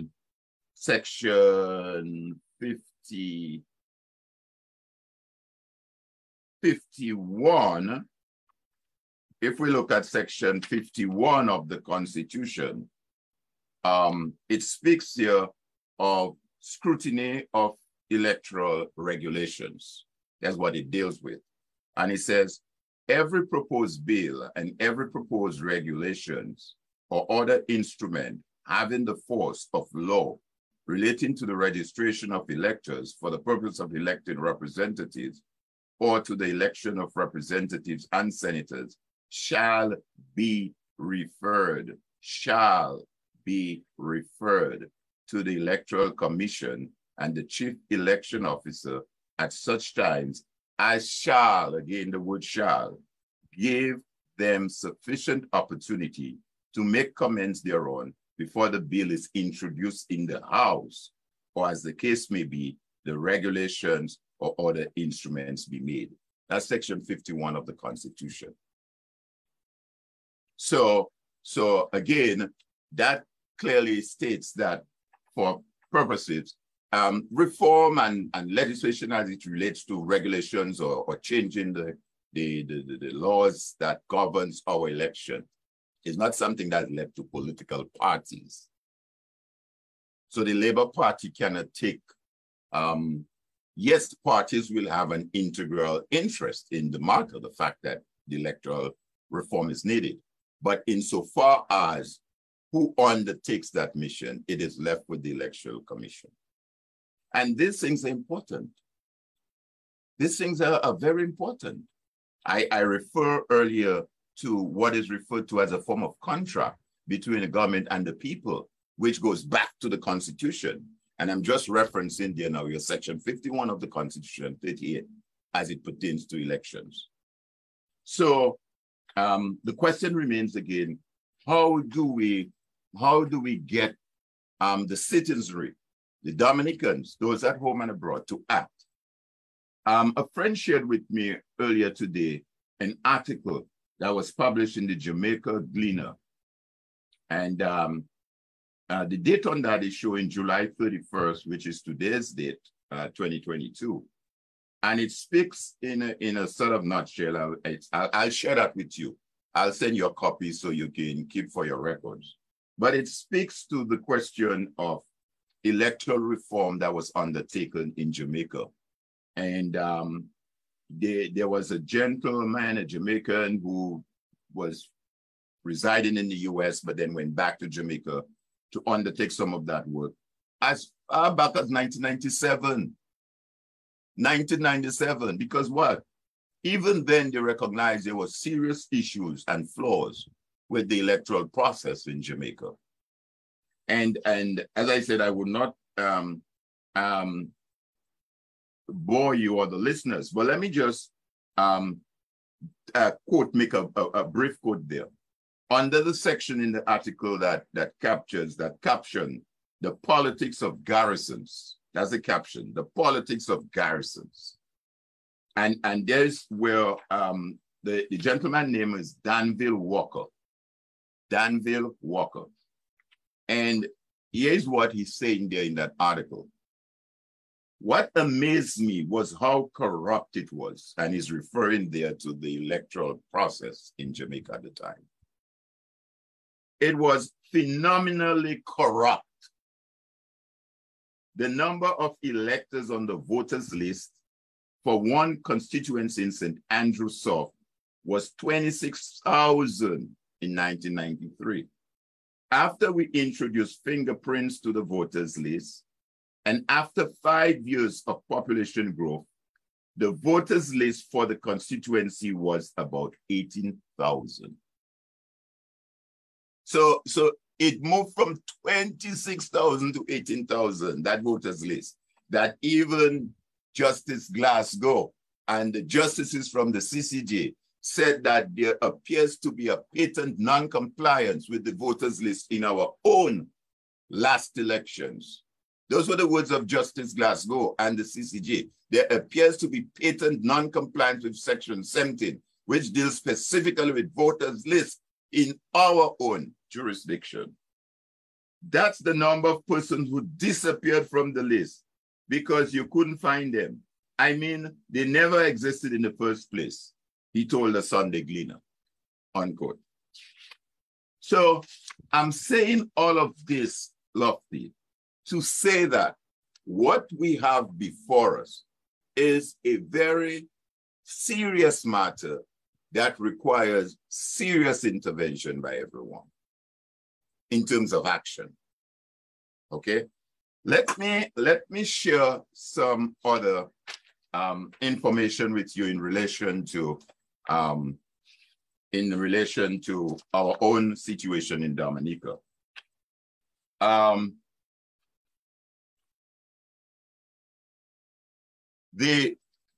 Most of you may have listened to the budget address that was recently presented in Parliament, and that would have been the 2022-2023 budget address.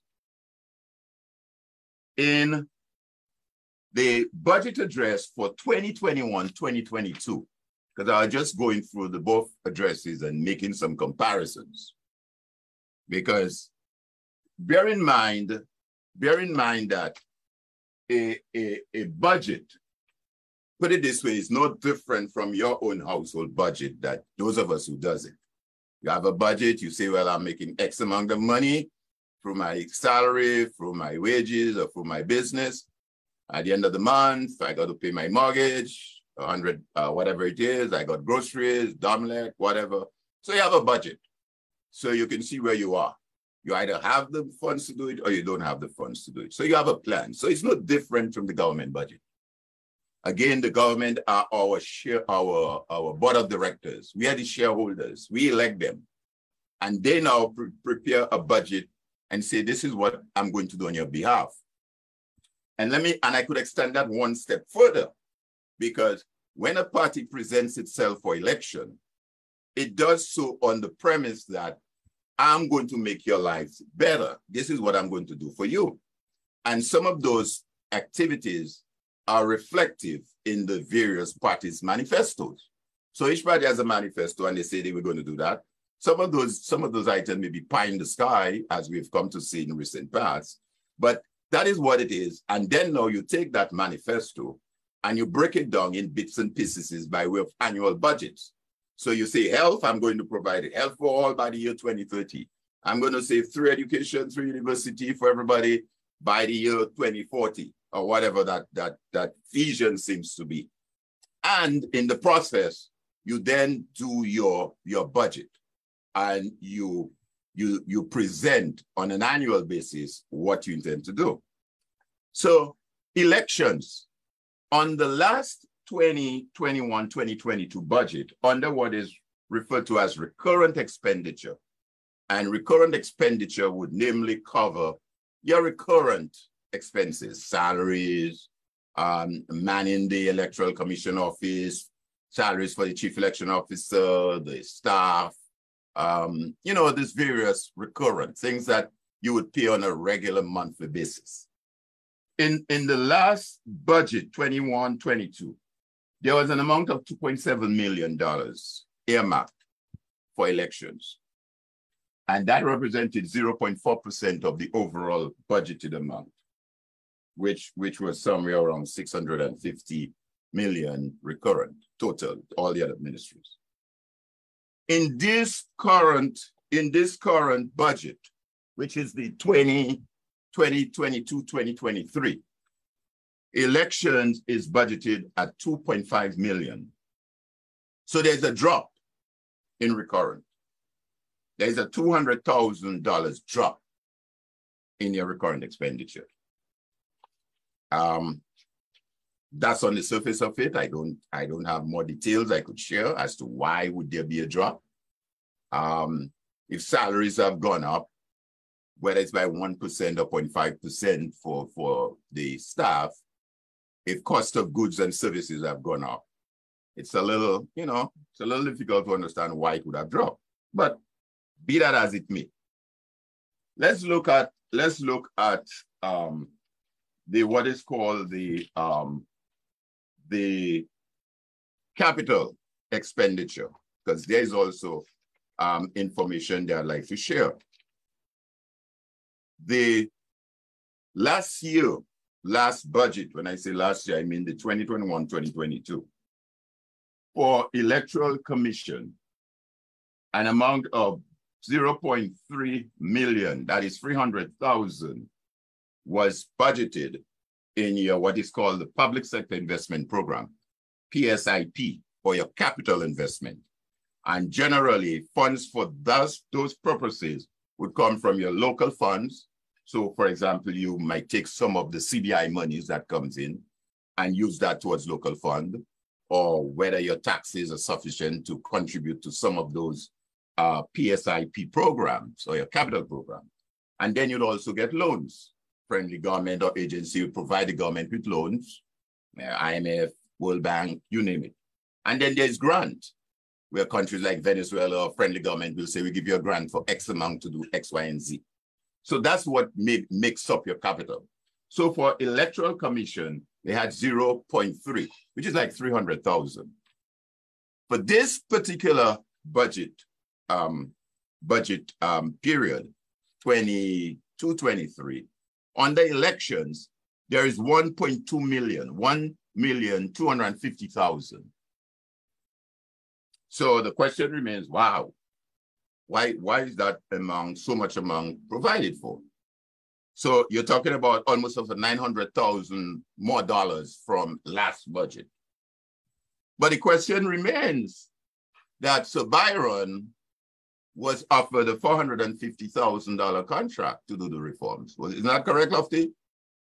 Yes, he was. And that work began somewhere, well, the announcement was made in 20, and I'm not sure when all his work began, but as you will understand, in the 2021-2022 budget, no provision was made for that, whether under recurrent, which I guess it would not come here, either under your public sector investment program, your capital, because they only made available $300,000 here.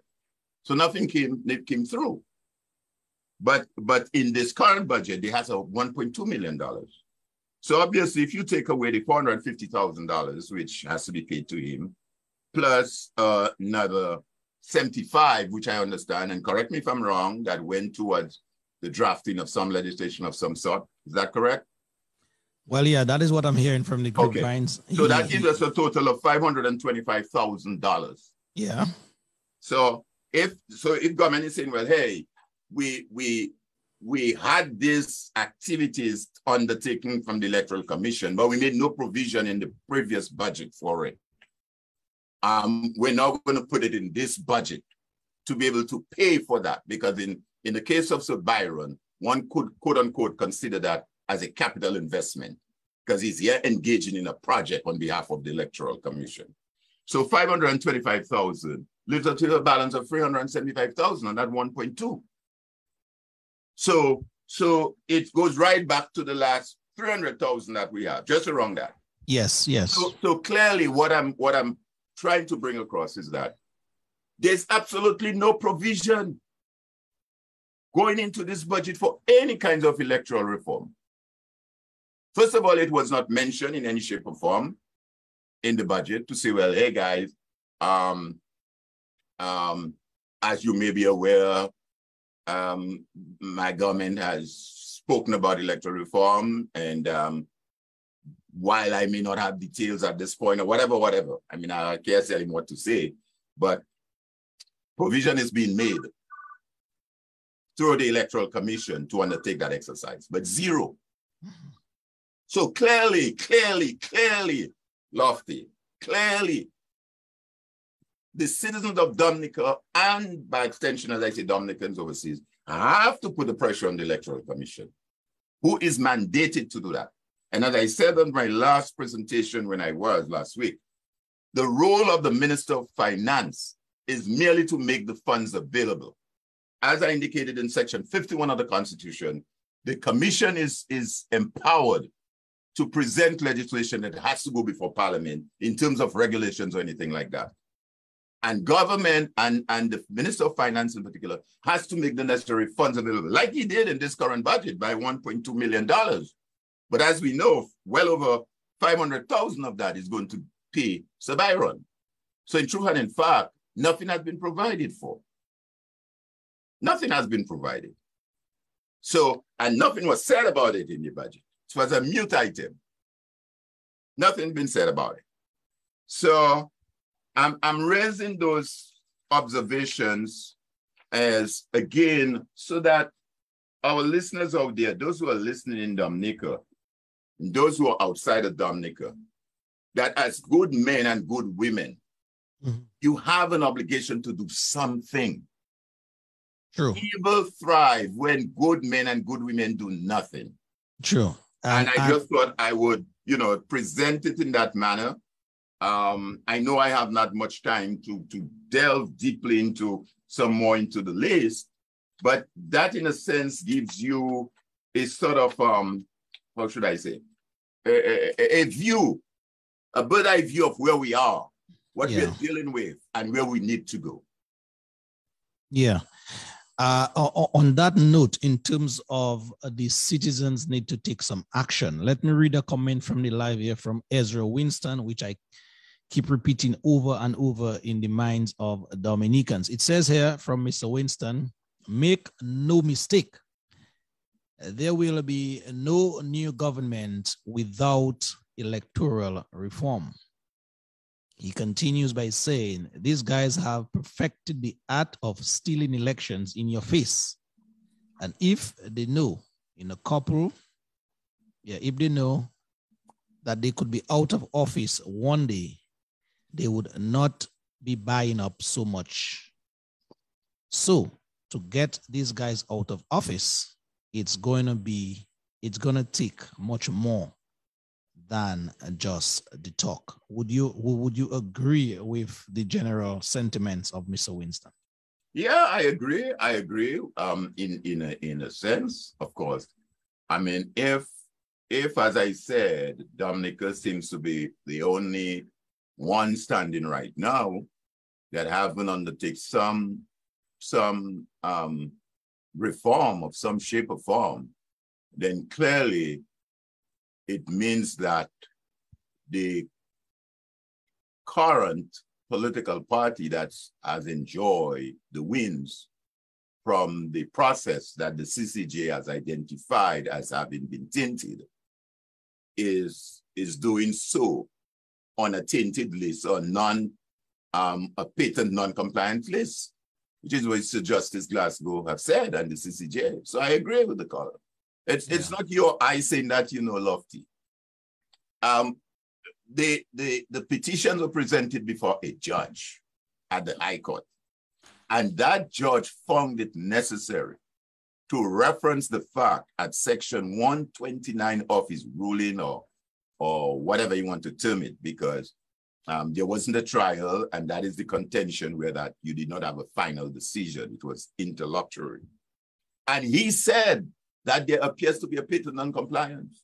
And the CCJ themselves supported that and say, notwithstanding what may or may not happen, this is an area that needs to be looked into. And that clearly points to the question of the electors list and the registry. And I just referenced to you what the Jamaica experience was a couple years ago. Because as I tried to explain at the last Sunday, think of your list this way. As members of an organization, the National Bank of Dominica is having its board of directors meeting. And the only person that can go there and vote is shareholders, you know. So if your name end up on the list in a bogus shape or form, and you vote for the board of directors, then that board is illegal, because the people who voted the board were not supposed to vote in the first place. They did not have the right to vote. True. So I agree. All right. As we about to bring down that half an hour segment with you, brother Thomas, anything else? Okay, let me just read a comment here. It says here from Victor James. Victor James says here, I guess, supporting Ezra's point. That's why they will never have electoral reform, because they know that they have too much to lose.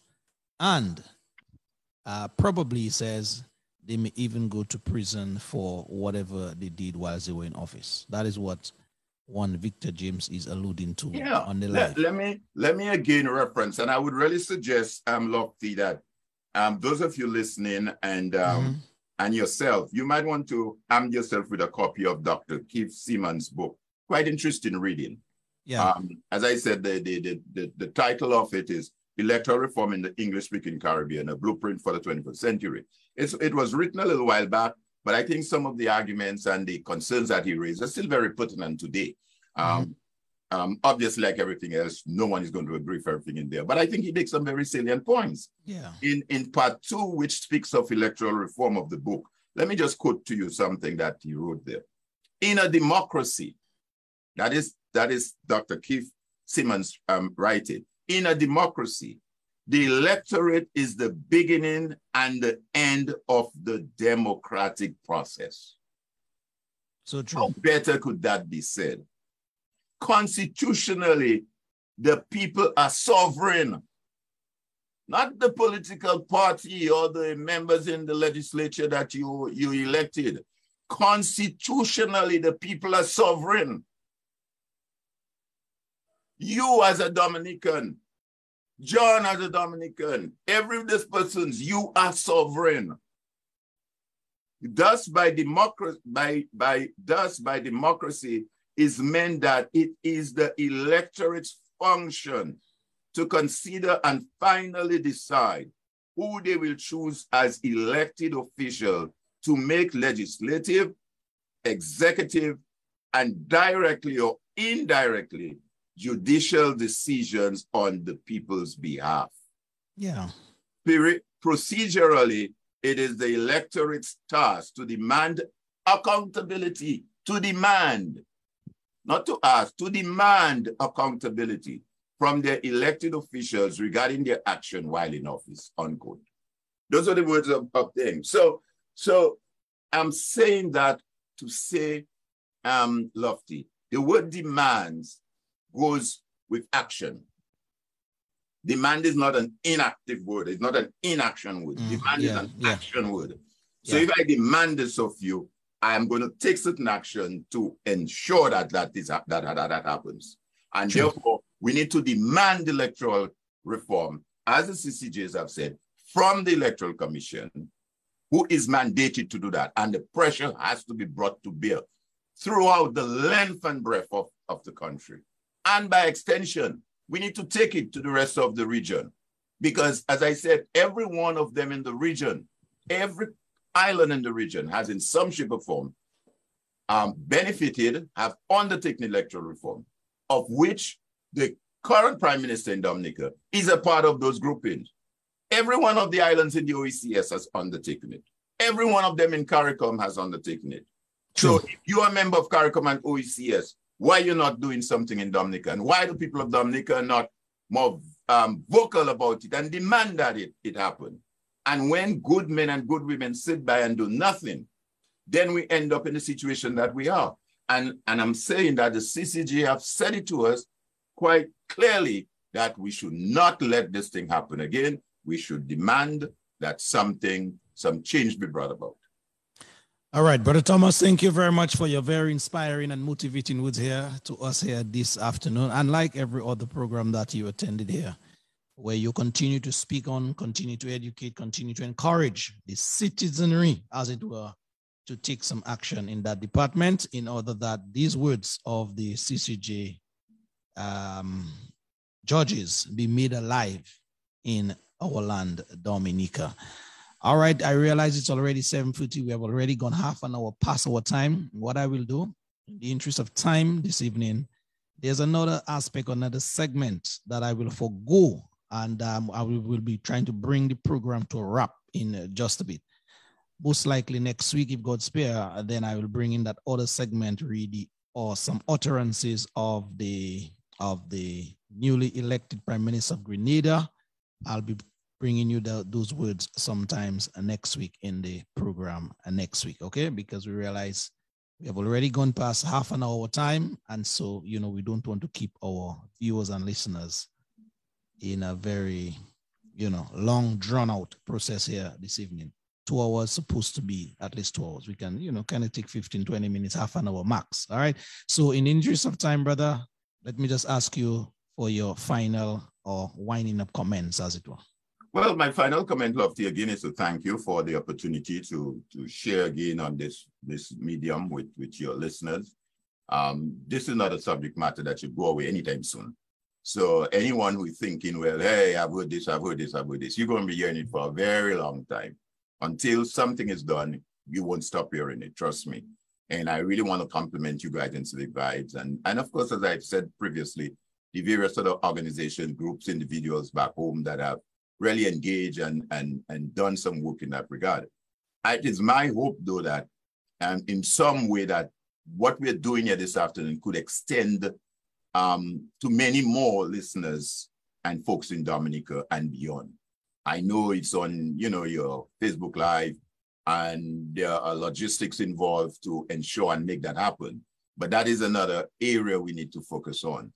And those listening right now, the loyal listeners that we have, I'm making an appeal to you guys to help support Civic Vibes, to disseminate that information much wider. Provide whatever support in terms of financial or otherwise, so that Civic Vibes now can really take advantage of other mediums other than Facebook, because that information has to be spread across the entire spectrum of Dominica. And we know in some way, it can be restricted, some folks not getting that information that we are having here today. So again, an appeal. You didn't ask me to do that, and I didn't need your consent to do it, but I'm appealing. Those of us, especially those of us in the diaspora, which are in a much better position than folks back home, could lend that support, because, hey, this is work that has to be done. It's rolling up the sleeve, getting the work done, taking the action, as I said. Faith without action means nothing. So thank you, Lofty, and look forward to, again, being a part of the program. Indeed. Thank you very much, Thomas. You know, sometimes there are certain things that line up. And so this evening, I was going to make that special appeal. As you said, I didn't ask you, I didn't even demand of you, but you know, the great minds think alike, man. That's what happened. You're right. It lines up. Yeah, it lines up. The universe lines up. And so I want to thank you for that encouragement to tell our people out there, come in here each and every Sunday, people. It have a cost to it. And so you can help free that cost, you know, by lending your support, financial support, that is, in one way, shape, or form. All right. We have our account information that we normally put on the slide just before we end the program. You can take a note of these numbers or these different avenues that you can support the program. And so you can call myself, you can call Paula, you can call Brother Alvin, you know, you just call us, and we'll be very, very grateful for your help in that department. Okay. So Dominicans, that is it for us in terms of yet another very interesting and informative program. We will always want to thank you for your time. Thank you for your, you making time off your Sunday schedule. I know sometimes some persons meet me in Roseau and say, boy, every Sunday, 5 o'clock now, I bathe, I eat, I ready to go. And so those of you out there in that kind of mindset, thank you very, very much for your support in that department. Just before we go, let me just touch on a few things here before I go. Again, let me apologize to Paula, the host of the program, who could not be here with us this afternoon. She had some technical difficulties that was way beyond her control this afternoon. But I know Paula is listening, and so Paula, good evening rather to you. And I would want to thank the many, many folks who missed your voice here this afternoon. They would want to do the same as well. Also to Dominicans, I'm looking into a situation that is ongoing in St. Lucia, just across, a couple miles from Dominica.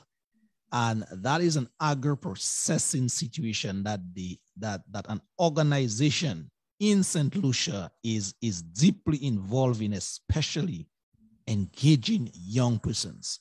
That situation of agro-processing in Dominica, again, like electoral reform, like Friend for Election, has been eluding us, for some time. And so I'm trying my best to get at least the PRO or whoever it is, the chairman of that organization, just across our waters in St. Lucia, to tell us exactly how and what they are doing, the strides that they're making in terms of making their fruits, their food much better in terms of packaging it in a very processed way for the benefit of not just St. Lucians, but to ship abroad. So I'm trying to get that conversation in the way. As soon as it is done, in terms of the details, you will have somebody from that organization in St. Lucia coming to speak to us very, very shortly as to what they're doing, how they're doing in terms of the agro-processing sector in St. Lucia. Dominicans, we saw as well some very, very sad, very unfortunate, very disturbing, very egregious news circulating yesterday. And I speak here about the elderly, the care, or I shouldn't say the care, it is the ill treatment of the elderly. We're trying to speak to someone in that department. So most likely next week, Sunday, we'll be having someone speak to that situation that we saw unfolding yesterday as it pertains to that lack of care for some of our elderlies among us in Dominica, okay? Also too, I want to, before I close, thank Dr. Lennox Honeychurch, who brilliantly executed the first segment of this program. He did justice to his department here this afternoon in terms of the history as it pertains to what we know about emancipation and the slavery situation, the Abolition Act that was handed down by the British. So Dr. Honeychurch, a pleasant good evening to you, and thank you very, very much indeed for your salvo here this evening. Well, we have still here with us Mr. Alvin Thomas. He too did justice to his half an hour segment. So Alvin, thank you very much, my brother, and we wish you all the best. Thank you. What am I missing? What am I missing here? Oh, what will all these accolades be, Alvin, without our fan base, without the persons who normally take time off every Sunday? Oh, yeah. Yeah, so we want to thank you very much for, you guys out there always, being there with us, with your comments, your suggestions, whatever it is. We thank you very, very much. And let me just add, Lofty, this program is recorded, so you could share it. One can go back and share it. Yes. So encourage our fan base to share the recording too.